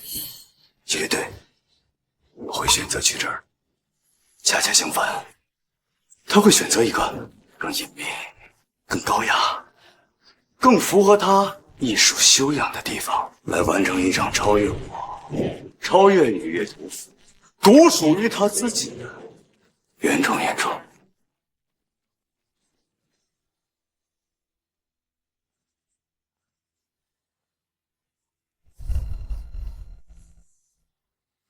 而这3个地方，才是他为自己精心准备的坟墓。他是在导演现实，但凶手真的会如此？缺乏想象力的我是模仿，只是一个二流的抄袭，而妄图模仿天才的作品。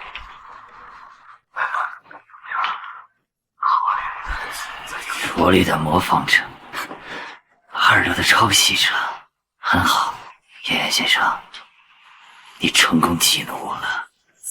你以为你预判了我们？哦，你只是用你那凡人的思维，给我们指了一条最俗气、最无趣的路。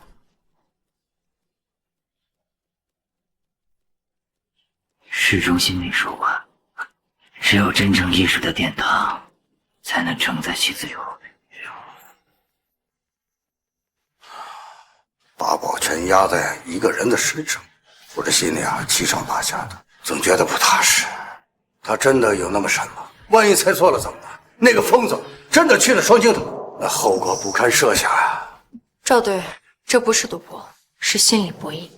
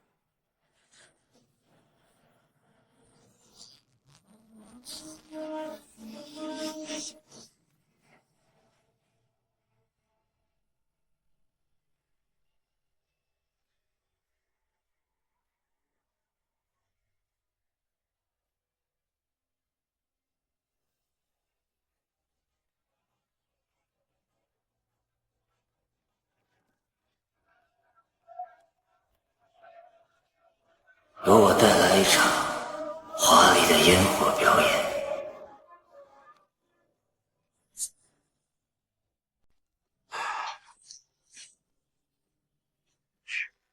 报告，美术馆 X3号产品触发警报，不愿入网。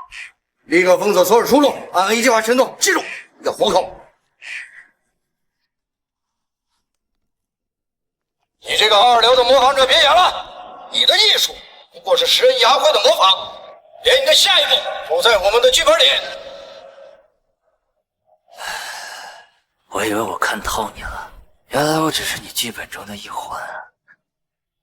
你赢了，演员。哦不，导演先生。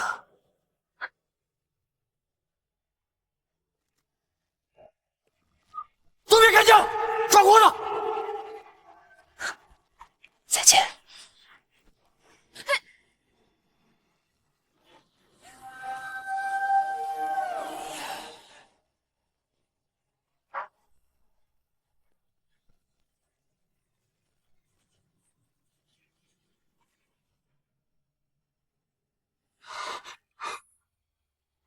我操，赢了！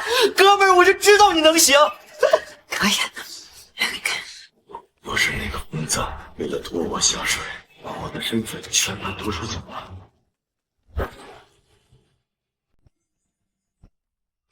喂，凶手在背我的瞬间，自尽了。死了，他死了，太好！你们两个跟我出来一下。我不仅将一个真正的连环凶手送上了绝路，而且那个关于犯罪榜、关于代号演员的秘密也被永远的埋葬了。荣誉任务：猎杀魔术师，任务达成。任务评价：您完美导演了一场针对罪犯成员的公开处刑，堪称教科书级别的降维打击。恭喜宿主获得寿命450天。450，1年多的时间，接下来整整2年3个月，我都可以像一个正常人一样接戏生活了。恭喜宿主解锁新技能心理学博弈终极，罪犯榜排名已更新第61演员。系统，你他妈疯了吗？检测到宿主罪犯榜影响力大幅度提升，已满足权限解锁条件，特殊权限开启。罪犯榜论坛只读模式已解锁，您可以匿名查看榜上成员的交流信息。犯罪榜论坛。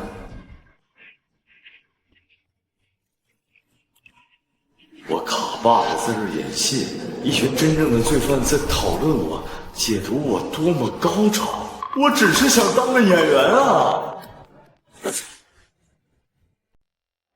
舒雅、赵队，这次你们呀可是立了大功了。尤其是你，林舒雅，竟然敢提出让陈岩协助调查这种天方夜谭的方案，我当时心脏病都快犯了。哎呀，当时我还是第一个跳出来反对的，现在想想，挺臊的。这个小子还真有2把刷子。其实功劳是大家的，更是前线的同志用命拼回来的。我只是提供了一个不太成熟的猜想。哎呀，你呀还谦虚。这次会议呢，主要是想给大家介绍一位新同志，进来吧。这位是部里头特聘的犯罪学的专家江峰同志，在悬案、怪案方面是国内的顶级专家。江峰同志，你对魔术师杀人案也有自己的了解，给大家讲一讲吧。各位同志，我想这个案子有没有可能从一开始我们就想做了一件事？这次案件不是警方在陈岩的帮助下抓到了连环杀人案凶手魔术师，而是一次完美的剧本。一个才华横溢的演员在偶然之间发现了一个潜在的极具表演欲望的疯子，而他不满足于仅仅让这个疯子在阴沟里面表演，所以他下定决心要为他做一个全世界瞩目的舞台。那么在这场大戏里面，导演是陈岩，剧情就是模仿犯罪，而舞台就是全世界的媒体。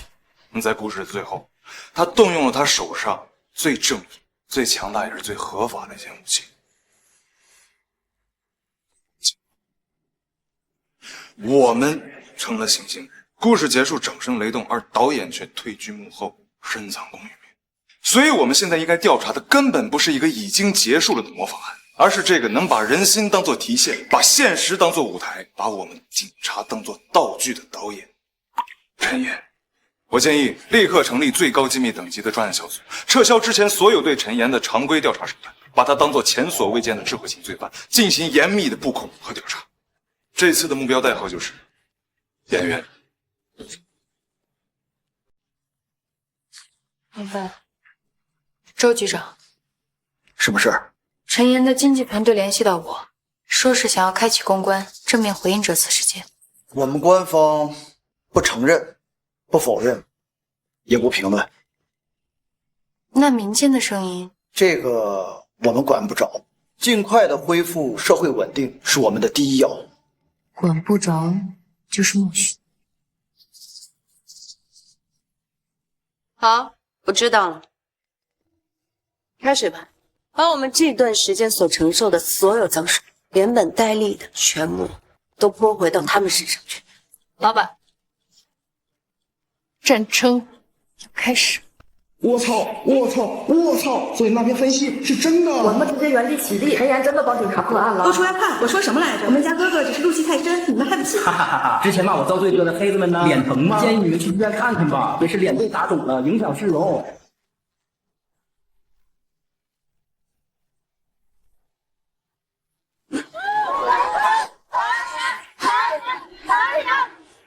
陈岩，你记住，今晚你是电影悬案的主演，不是破获模仿杀人案的英雄。所有关于案件的问题，就像之前排练过的，全部都引到电影角色和团队合作上。你记住，你是演员，你的战场是在荧幕上，而不是在那些记者的录音屏。好了，下车吧。记住，你是个演员。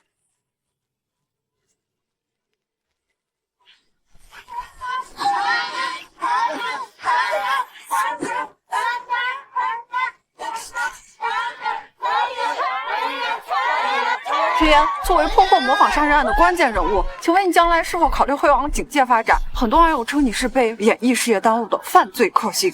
谢谢各位的关心啊，这个称呼我是愧不敢当，能够帮助警方破案，完全就是一个巧合。哎，听说您的表演能够让真正的悍匪感到恐惧。前几天落网的罪犯中，在他们的供词中就提到过您，请问这是一种天赋，还是经过特殊的后天训练？这位记者朋友，这个问题由我来回答比较合适。一个好的演员靠的不是天赋，也不是训练，而是真实。如果他的表演能够让罪犯感到恐惧的话，那只能说明一件事情，那就是他的表演足够真实，足够伟大。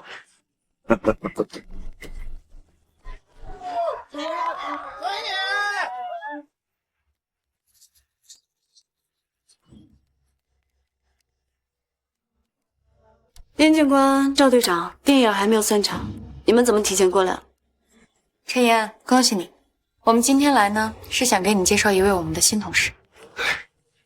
陈岩同志，你好，你好，我是江峰，部里聘的犯罪学顾问，负责魔术师案的后续心理分析报告。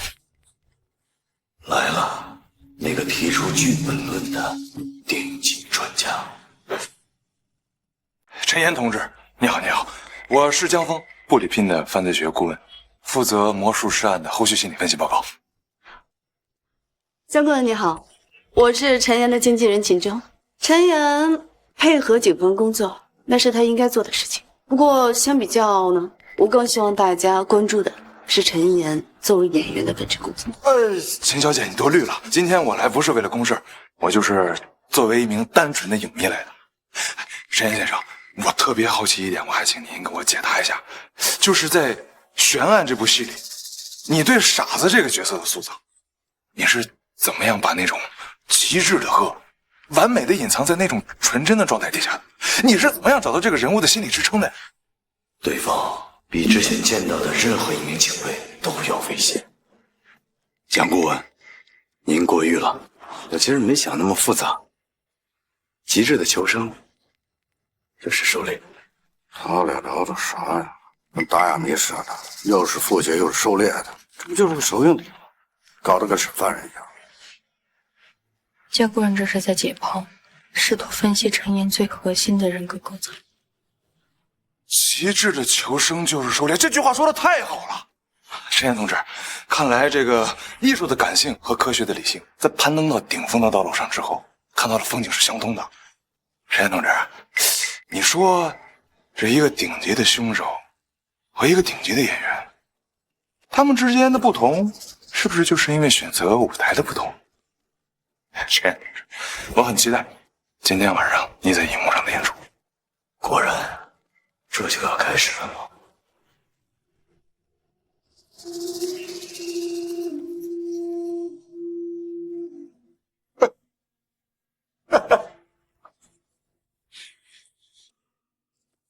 是啊，躲不过了。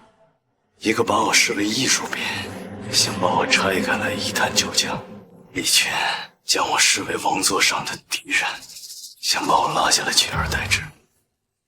你们都不让我活，既然躲不过，那就放马过来吧。演员，演员。当他发现现实的案件和他演绎的剧情一模一样的时候，他脸上的表情该有多么精彩！你可千万别让我失望，演员先生。啊，陈岩，恭喜你！听说你的《隐秘》之后拍摄的特别顺利。好久不见啊，林警官。冒昧打扰，实在是不好意思。哪里？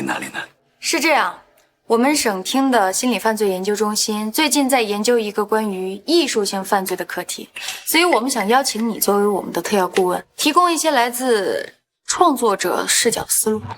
不去。你要是不愿意，我们也不会勉强。不过，最近刚好发生了一件特别有意思的案子，或许能给你未来的创作提供一些灵感。你要不当个故事听？躲不过了，林警官，请讲。这部戏可以分为2幕，它的第1幕堪称文幕。3天前，在市中心的安信银行金库失窃了价值近100万的无记名债券，但是现场却没有任何的痕迹，干净的就像一间刚刚被打扫过的艺术展厅一样。所以呢，跟我有什么关系？但有意思了，这部戏的第2幕写的简陋至极，简直就像是出自于一个3流的编剧之手。一个动机充足、有前科、性格懦弱的赌徒，人证物证俱在，就这么一个送上门来的完美嫌疑人。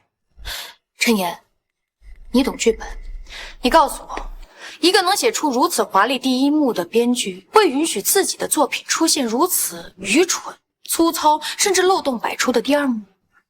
林警官，是江顾问让你来找我的吧？果然是他。林警官，谢谢您和江顾问对我的看重，但是我就是一个演员，演戏是我的本分，这么专业的事儿无能为力，帮不了您。我下午呢还有一场很重要的戏要拍，我得去准备了。再见啊，林警官。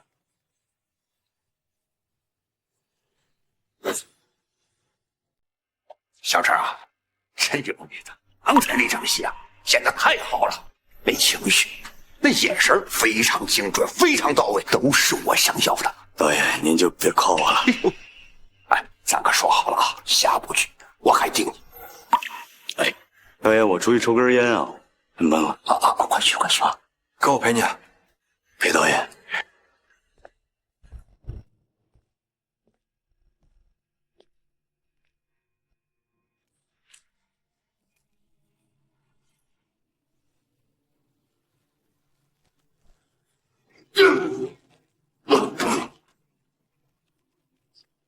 现在犯罪榜上都是你这种不入流的货色呀！说，谁让你来的？我说，教授让我来的。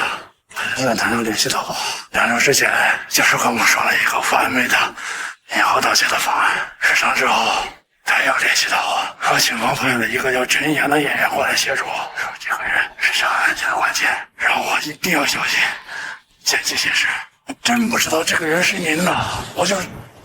这是教授布的局。教授在暗网布下陷阱，身为警方顾问的江峰就精准的出现，恰到好处的将自己拉入局中。二者动作配合，未免有些太天衣无缝了。要么他们是合作者，共享情报；要么他们根本是同一个人啊！江顾问，教授，你不是想看我的底牌吗？那我就走进你的棋盘，走进你的剧本，让我看看我们2个演员到底谁先撕破对方的伪装。林警官，不好意思啊，这么晚打扰你。关于你白天跟我说的那个案子，我仔细想了想，或许我的经验真的能帮上一点忙。行了。想干嘛？我知道了，都告诉人家了，是吗？既然如此，我们来复盘一下你的剧本吧。教授给你安排了一场天衣无缝的银行劫案计划，让你成功得手。你是不是认为教授很信任你，才会把这么重要的任务交给你？但你有没有想过，自始至终你只是他棋盘上的一枚弃子呢？那张遗留在废弃面包车上的磁卡，根本就不是交给警察的证据，而是教授亲手为你准备的墓志铭。你只是一件他用来试探我的工具，一件用过之后就会毫不犹豫扔进火坑里，消除所有痕迹的垃圾。太恶心了！你有2个选择：一，我在这儿处理掉你，你的教授甚至还会感激我，替他扫除了最后一个隐患；二，替我做事，做我的棋子，你或许还会有一些生气。我除了是犯罪榜上远超于你的存在，还是警方邀请的特别顾问。你觉得你的教授可以同时玩弄2个身份吗？不信啊，要不要我们打个赌？就赌你在教授心里的价值。现在联系教授，告诉他任务失败，我侥幸逃脱了，然后把你今天晚上对我的观察告诉他，就说我外强中干，反应很快，格斗技术很差，全靠运气才躲过一劫。最重要的一点，告诉他我受到了惊吓，已经同意了警察的邀请，会去市局参加案件分析会，然后你就等着吧。你的教授很快就会给你下发新的任务，一个新的陷阱，而这个陷阱就是你作为弃子最大的价值。陈岩啊，你是我们请来的特别顾问，说说你的看法。对，陈岩同志，畅所欲言嘛。有的时候这个艺术家的直觉反而可以帮助我们看到逻辑推理上的一些盲点。这场戏的导演终于亲自开口邀请主角上场了。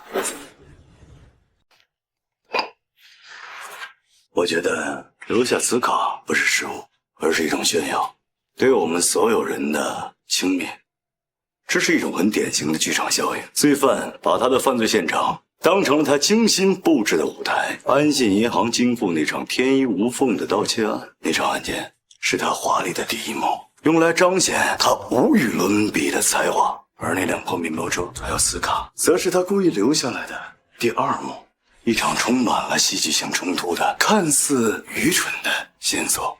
他在对我们表演，他把我们所有人当成观众，他痴迷于高智商到了一种幼稚的程度，这在心理学上是很典型的表演型人格障碍。这小子又开始神神叨叨了。所以我们的突破口就在于理解他，理解他想演的到底是一出什么样的戏。我特意强调表演型人格障碍，看起来像浮于表面。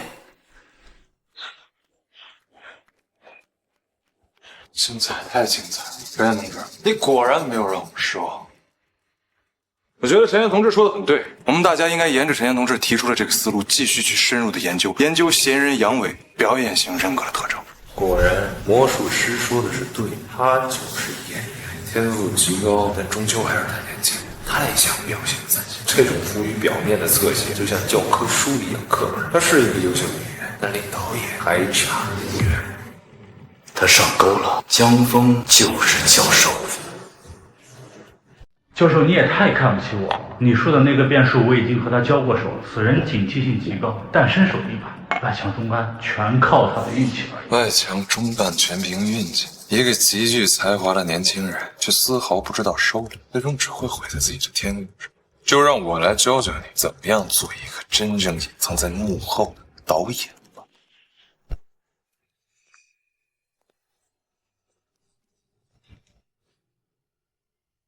哇，你的教授给你安排新的剧本了。看来你的教授很信任你啊，还给你安排收尾任务。那你真的觉得这是收尾任务吗？市立图书馆，他还挺会挑地方，人流量大，几乎没有任何监控死角，还是这座城市信息最密集的地方。你猜一个被警察通缉的罪犯突然出现在那里，你会怎么办呢？你就要成为弃子了。他先是用一个漏洞百出的银行劫案计划把我拉下水，然后再用另一个漏洞百出的清除任务把你推到警察面前。等你被捕，你就是唯一的凶手，而你还是知道我排行榜身份的人。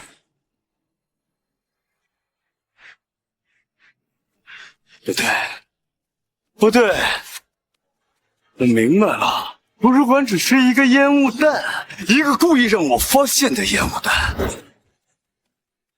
他知道我会看穿这场计划，他甚至知道我会策反你。他故意抛出了一个如此拙劣的计划，就是为了让我产生我已掌控一切的错觉。而他真正的猎场不在图书馆，安信银行。他不是想借刀杀人，而是想亲自操刀，在我自认为最安全的反杀舞台上将我彻底毁灭。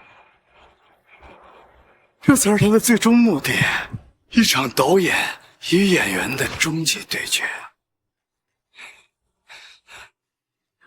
现在你明白了。你在教授眼中，连个弃子都不如，只是一个推动剧情发展的道具而已。所以你想活命，只能听我的安排。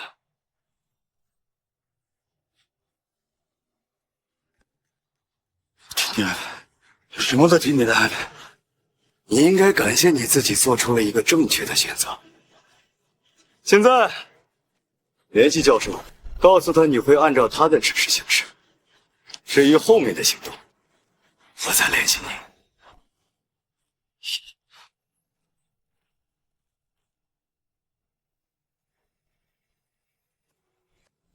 果然啊，我那些自大的表演，还是骗不过你这只老狐狸。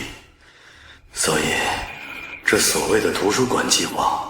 甚至我的反推出的安信银行金库计划，这一切都是一个饵，一个让我自以为是的饵，对吗？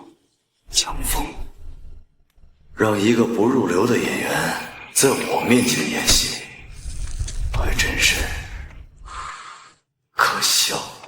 教授，你以为你看见了面具之下的我，其实是我故意让你看见的。教授让壁虎去清除所谓的借阅记录，这个行为本身就是一个逻辑陷阱。他将所有人的注意力都引向了销毁证据这个表层目的。但对于一个情报专家来说，去图书馆还有一个更重要的目的：获取情报。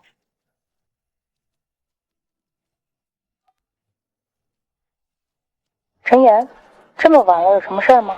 林警官，我需要你的帮助。我需要借阅最完整的市政规划图纸，还有历史建筑档案，包括那些已经废弃的、不再使用的旧图纸。图纸？你要那些做什么？案情有新的进展了？不，我的侧写遇到了瓶颈。这里是70年代到90年代的市政规划档案，你要的都在这儿了。陈岩，我和我老师动用了所有关系，才为你争取到3个小时。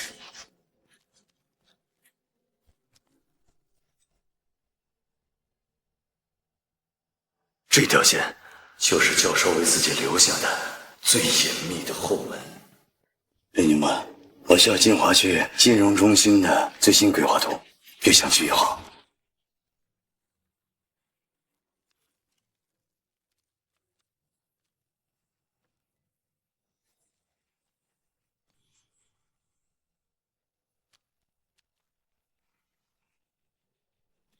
他要制造一场全国甚至全球性的金融核爆。疯子，疯子，这个疯子根本就不是在给我写剧本。林警官，还记得魔术师案吗？当时所有人都觉得我疯了，在电视直播里公开挑衅一个连环杀人凶手，拿公众安全当儿戏。但是你知道，那是剧本。一个为了魔术师那种表演型人格独身定制的，让他无法拒绝的主动走进来的剧本。但是现在，我们又在一个剧本里了，一个比魔术师案宏大100倍的剧本。银行劫案是影子，安信银行的金库是他伪装的最终舞台，而他真正的目的，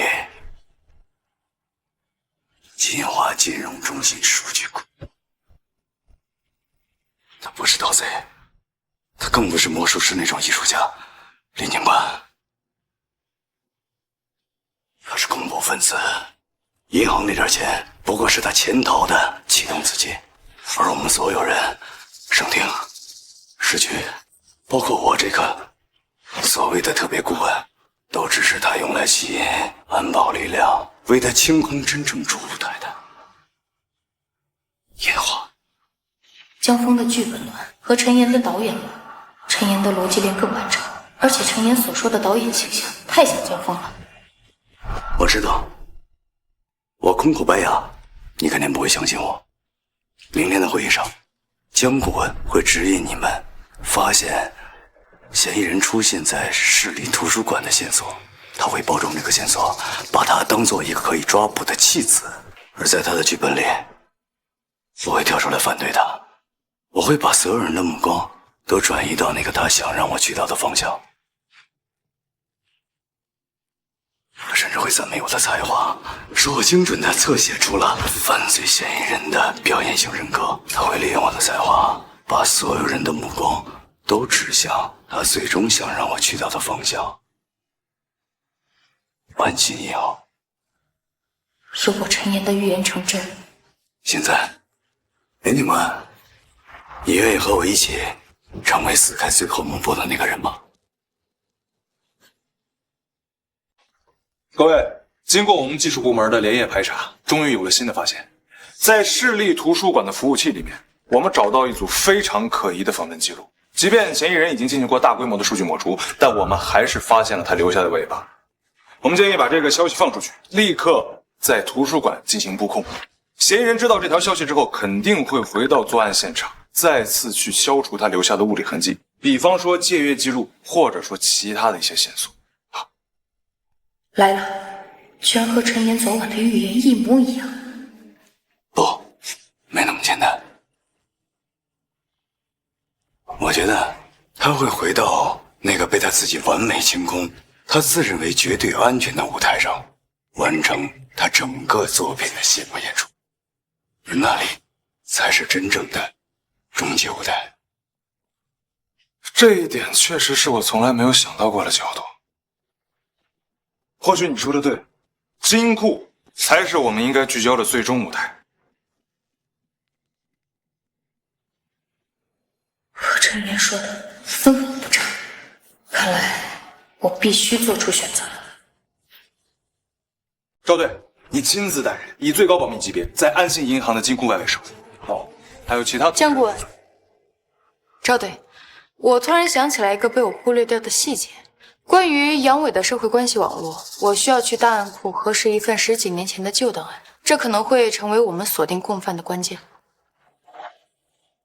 可以，没问题。舒雅，你的专业性是毋庸置疑的，希望你早点有新的突破。其他同事配合什么事？在今年的大会上。老师，我申请动用最高权限，联系夜莺特殊小队。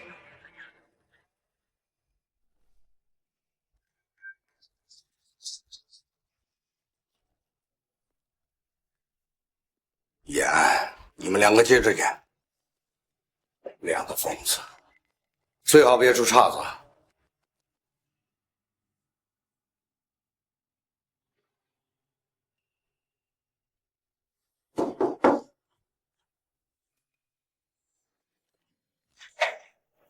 你怎么在这儿？这里很危险。林警官，其实剧本还有最后一页。你想说什么？我想说的是，你秘密调遣夜莺小队的消息，从一开始就不可能瞒得住江峰，而你所做的这一切，都在他的计划当中。不可能，我用的是最高级别的加密项。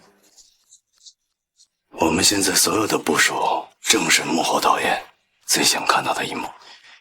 全市最尖锐的警力、最先进的侦查设备，都在被这场由导演亲自监制、由演员担任主演的年度大戏牢牢吸引，完美的为真正处在风暴中心的舞台惊动了所有观众。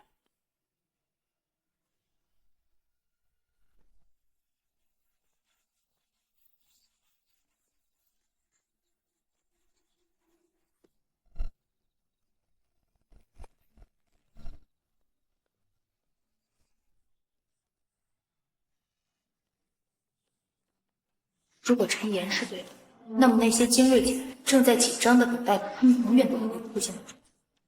夜莺注意，目标尚未出现，保持最高级别警。重复，保持最高级别警。我一定是疯了。陈岩，那个年轻的演员一定正为自己识破了金融中心这个真正的猎场而沾沾自喜吧。复制了这个密钥之后，几乎半个国家的所有信息、所有秘密都将是透明的。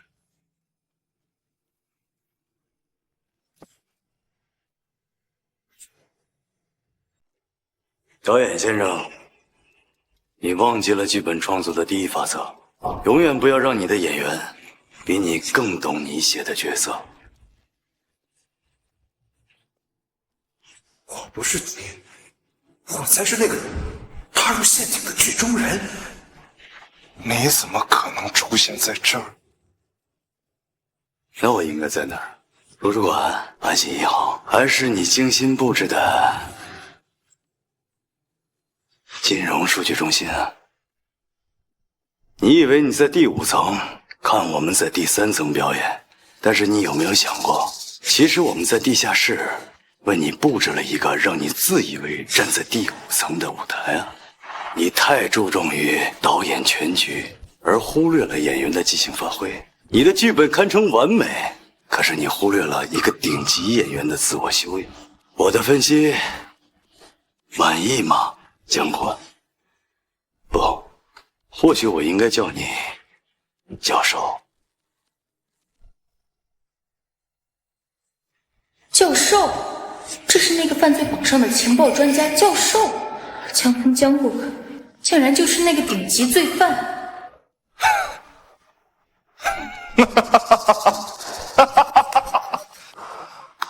精彩，太精彩了！一个能改写导演剧本的演员，一个能看穿我多重身份的对手。陈岩，我承认我输得不冤，但你不会觉得这么轻松就结束了？江峰，束手就擒吧，这里已经被全面封锁，你逃不掉。逃？我为什么要逃啊？啊？我还觉得今天晚上的布置和灯光还可以更抓马一点。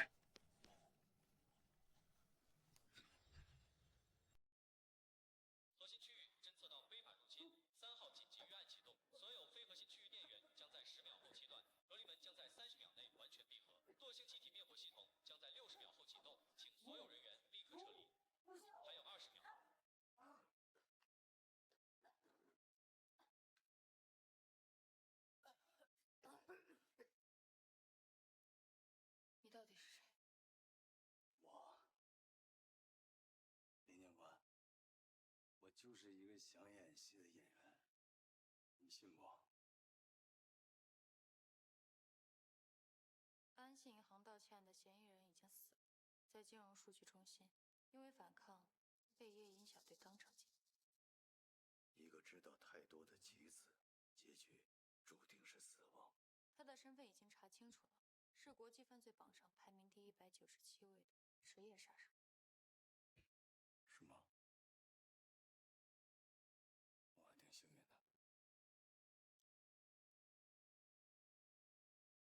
这是我们发现的一些证据。除此之外，这里面还有一份最高级别甲的文件夹。这个文件夹的名字叫演员。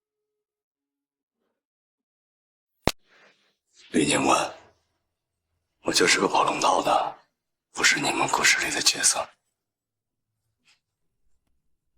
这个东西我还是别看了，怕错过。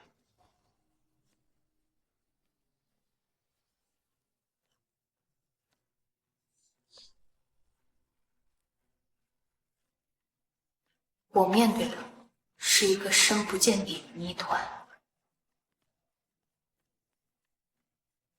系统这次没有声音。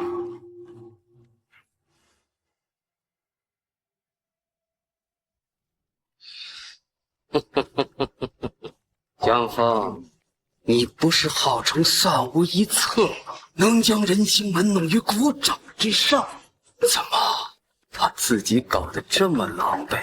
那个演员，你跟他交过手，你能确定他的真实身份？他叫陈岩，是一个比我想象中还要完美的演员。很好，我开始对他感兴趣了。不过，我这次来还有别的目的，找到我的老友齐少。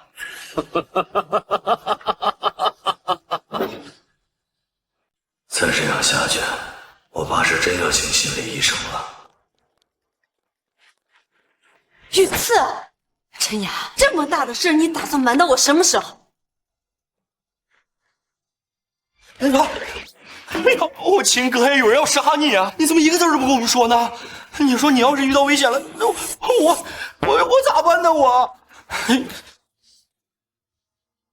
郑姐，竹子，你别激动，这个事儿吧，它不是很严重，解决了。对方目标精准，手法专业。如果不是因为你运气好的话，现在躺到这儿的就是一具冰冷的尸体。你跟我说这就不严重？从今天起，你的安全问题由我全权负责。陈岩，我们必须得建立起一套专业的安保系统。你的每一次曝光，每一次成都会成为一些人眼中的目标，不管是娱乐圈的竞争对手，还是那些隐藏在阴影里面的疯子。好，我已经从国内最顶尖的猎头公司找到了最优秀的安保，一会儿他就会跟大家见面。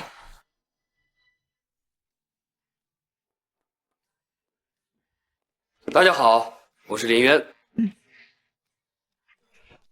这位就是火了个陈岩老师的头号事业粉，久仰大名。哎呀，林哥，你快别取笑我了，以后我们家严子安全可就交给你了啊！放心，有我在，没意外。或许这样也挺好。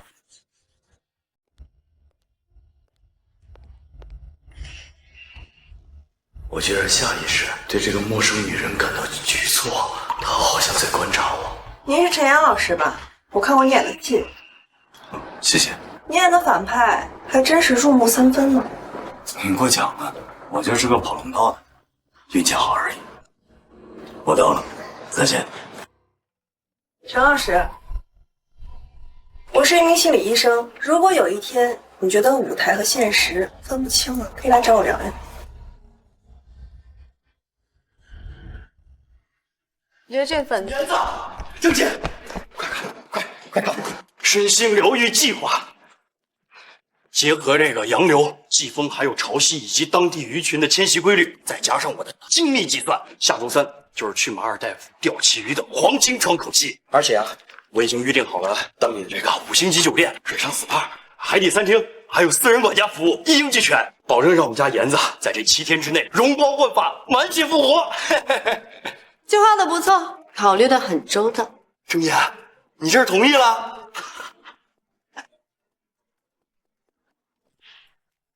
竹子，你自己选，你是要跟你严哥一起去晒太阳呢，还是要看着他和刘振华、张含韵一起冲击明年金龙奖的影帝提名？我选影帝，不，我想陪我兄弟拿影帝。你放开他！郑姐，你要这个角色？你的火了！大云哥，我告诉你啊，你上午没在片场没看见我们严子演戏，把那对手演员脸吓绿的跟那菜叶似的。我给你俩学学啊。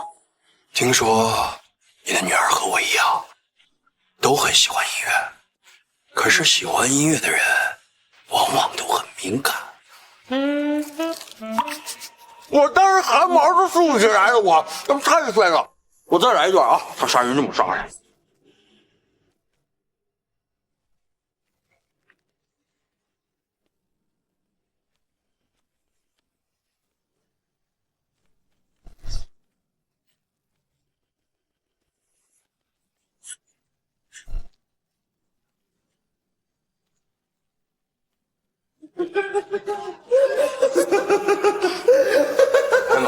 杨哥，杨哥，你没事吧？牛排凉了，继续要再来一段。行了，桌子，赶紧吃饭吧。桌子，赶紧吃饭吧。好。那个念头，我居然没有出现一丝一毫的排斥和厌恶，反而有种兴奋。是系统吗？不，好像是我自己产生的念头。那条名为表演的界限正在变得越来越模糊，我不能再放任自己沉沦下去了。陈岩，我给你打个比方，你现在呢，就像是一个顶级赛车手，想亲手打造一辆超级跑车，而你所饰演的角色就是你亲自打造的跑车，你赋予它强悍的性能，但是现在你忽然发现跑车会轰油门，甚至会脱离你的掌控。我们今天要做的，并不是把这辆性能卓越的跑车锁进车库里，而是给你一本驾驶手册，让你学会如何驾驭它，成为它真正的主人。驾驶手册。所以今天我们要做一次更深层次的治疗，你不需要抗拒，只需要跟随我的引导，主动的去你的潜意识深处探索，去看看这辆跑车的内部构造，找到属于你的油门和刹车。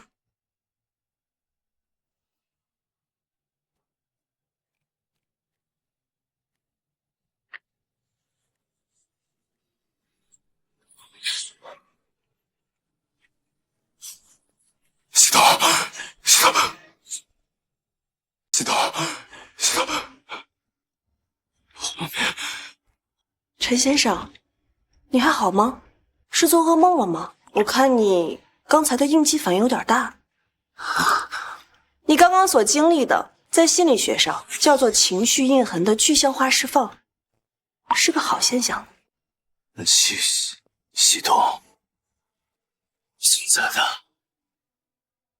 秦总，我们这一次呢需要4个部门。第一个部门呢是安保负责人，还有贴身护卫组以及管控组。最后呢就是需要技术支持组。好，就按你说的办，林远，务必保证这次守佑你的安全。秦总放心，没问题的，我们一定全力执行。您需要什么，直接跟我说就可以了。真是多亏你了，林渊，你真是我们的定心丸。有了这套方案啊，正今晚上能睡个好觉了。给我夸的都不好意思，拿钱办事嘛，替老板分忧，这是我的本职工作。今晚行动的代号叫做看台，我们既是台上抓捕罪犯的刑警，也是台下审视全局的观众。我们要做好2手准备，既要准备按照我们的剧本抓捕罪犯，也要准备应对他们设计好的我们意想不到的表演，并且随时准备打断他们的演出。总之，今晚不管他们唱什么戏，这个剧本必须由我们来写。是。我不觉得这是转型，我只是个演员。对于演员来说，他的工作就是塑造角色。我很幸运，在这条路上遇到了一个又一个有趣的灵魂。就这样。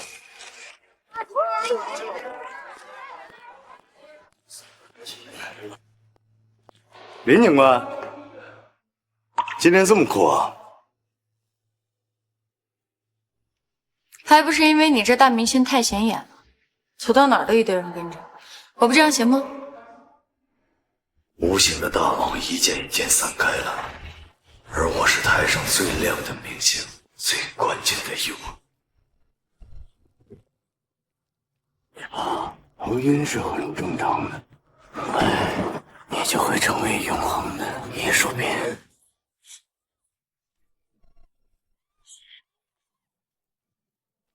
我出一条口气。别走远，等会儿还有媒体群发。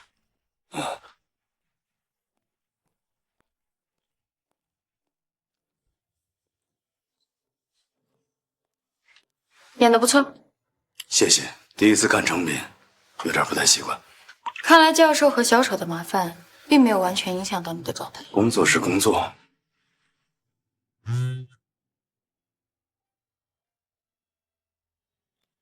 真正的首映礼在天台，带上你身边的警察小姐单独上来，否则你的朋友就是今晚为你庆祝的烟花。否则你的朋友就是今晚为你庆祝的烟花。怎么了？等等，对方指明要我一起，说明他明显知道警方的动作，我必须马上上报情况。来不及了，看上面倒计时，他精准地预判了我们所有的反应时间，上报、研判、部署，等我们做完了，一切都晚了。现在最好的办法就是按照他的剧本走。走。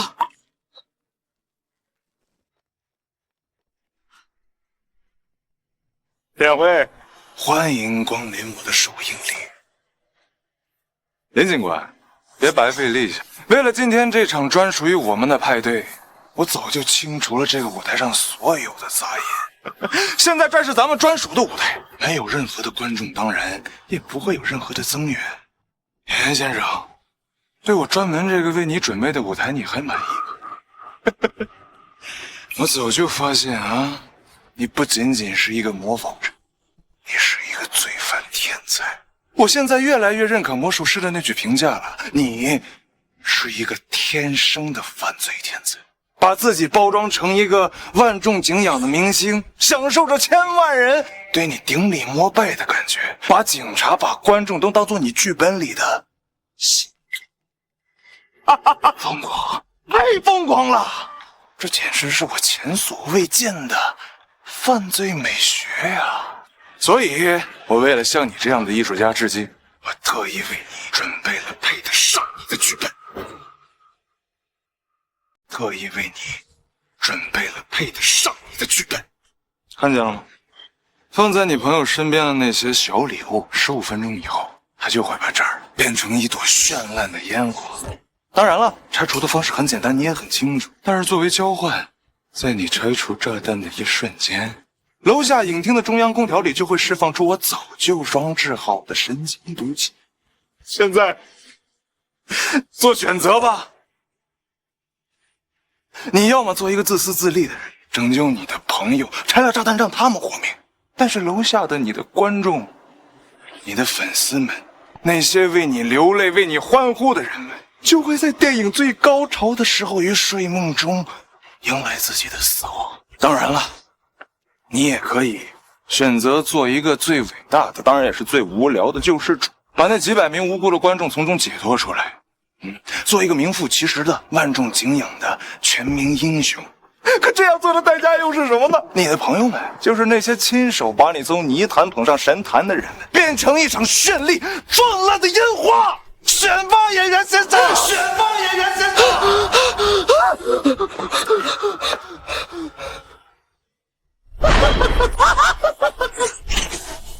陈岩，在你身上有一个秘密，你想知道吗？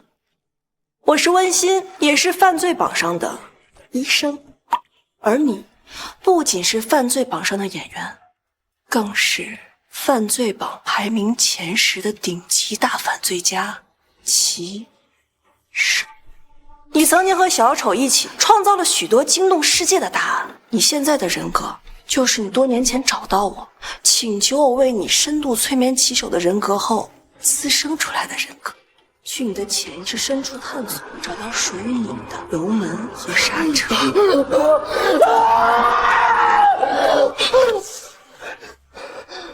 我是骑手，我是陈远，系统没有系统，是你的计时器。医生，你说的对，我要用陈岩这个身份，好好驾驶骑手为我打造的跑车。调两个小丑，摄影里失败啊！调两个小丑，摄影里失败啊！他好像突然变了一个人。不是演员，也不是演的罪犯，而是一个顶级的犯罪大师。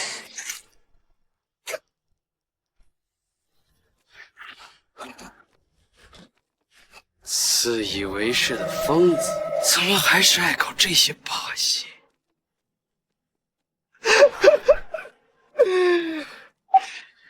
老板，死透了。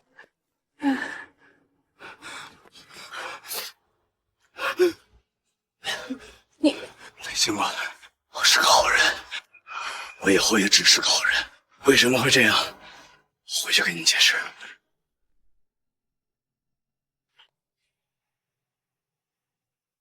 找到你了，我的老朋友。其实本来还想跟你做普通朋友，但现在看，你只想做个普通人啊。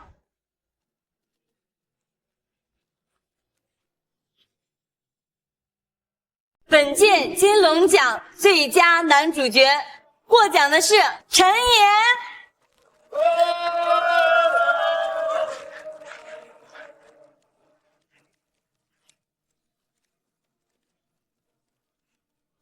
谢谢，谢谢组委会，谢谢各位评委老师给予我这份巨大的肯定。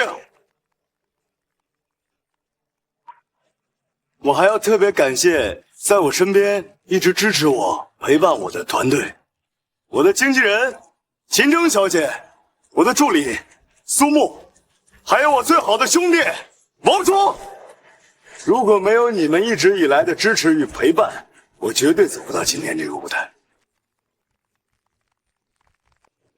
很多人说我好像挺适合演反派，演那些游走于光明与黑暗之间的复杂的角色。的确，我在过去的一段时间里，仿佛真的亲身经历了一段黑暗的事情。我一度分不清我扮演的角色和我本身之间的界限，迷失了方向。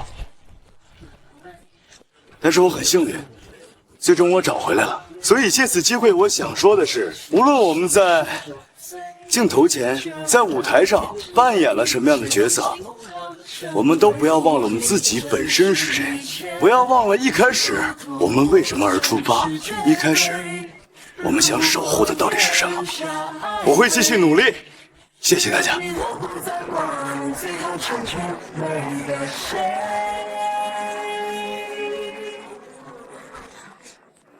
这才是属于我的人生。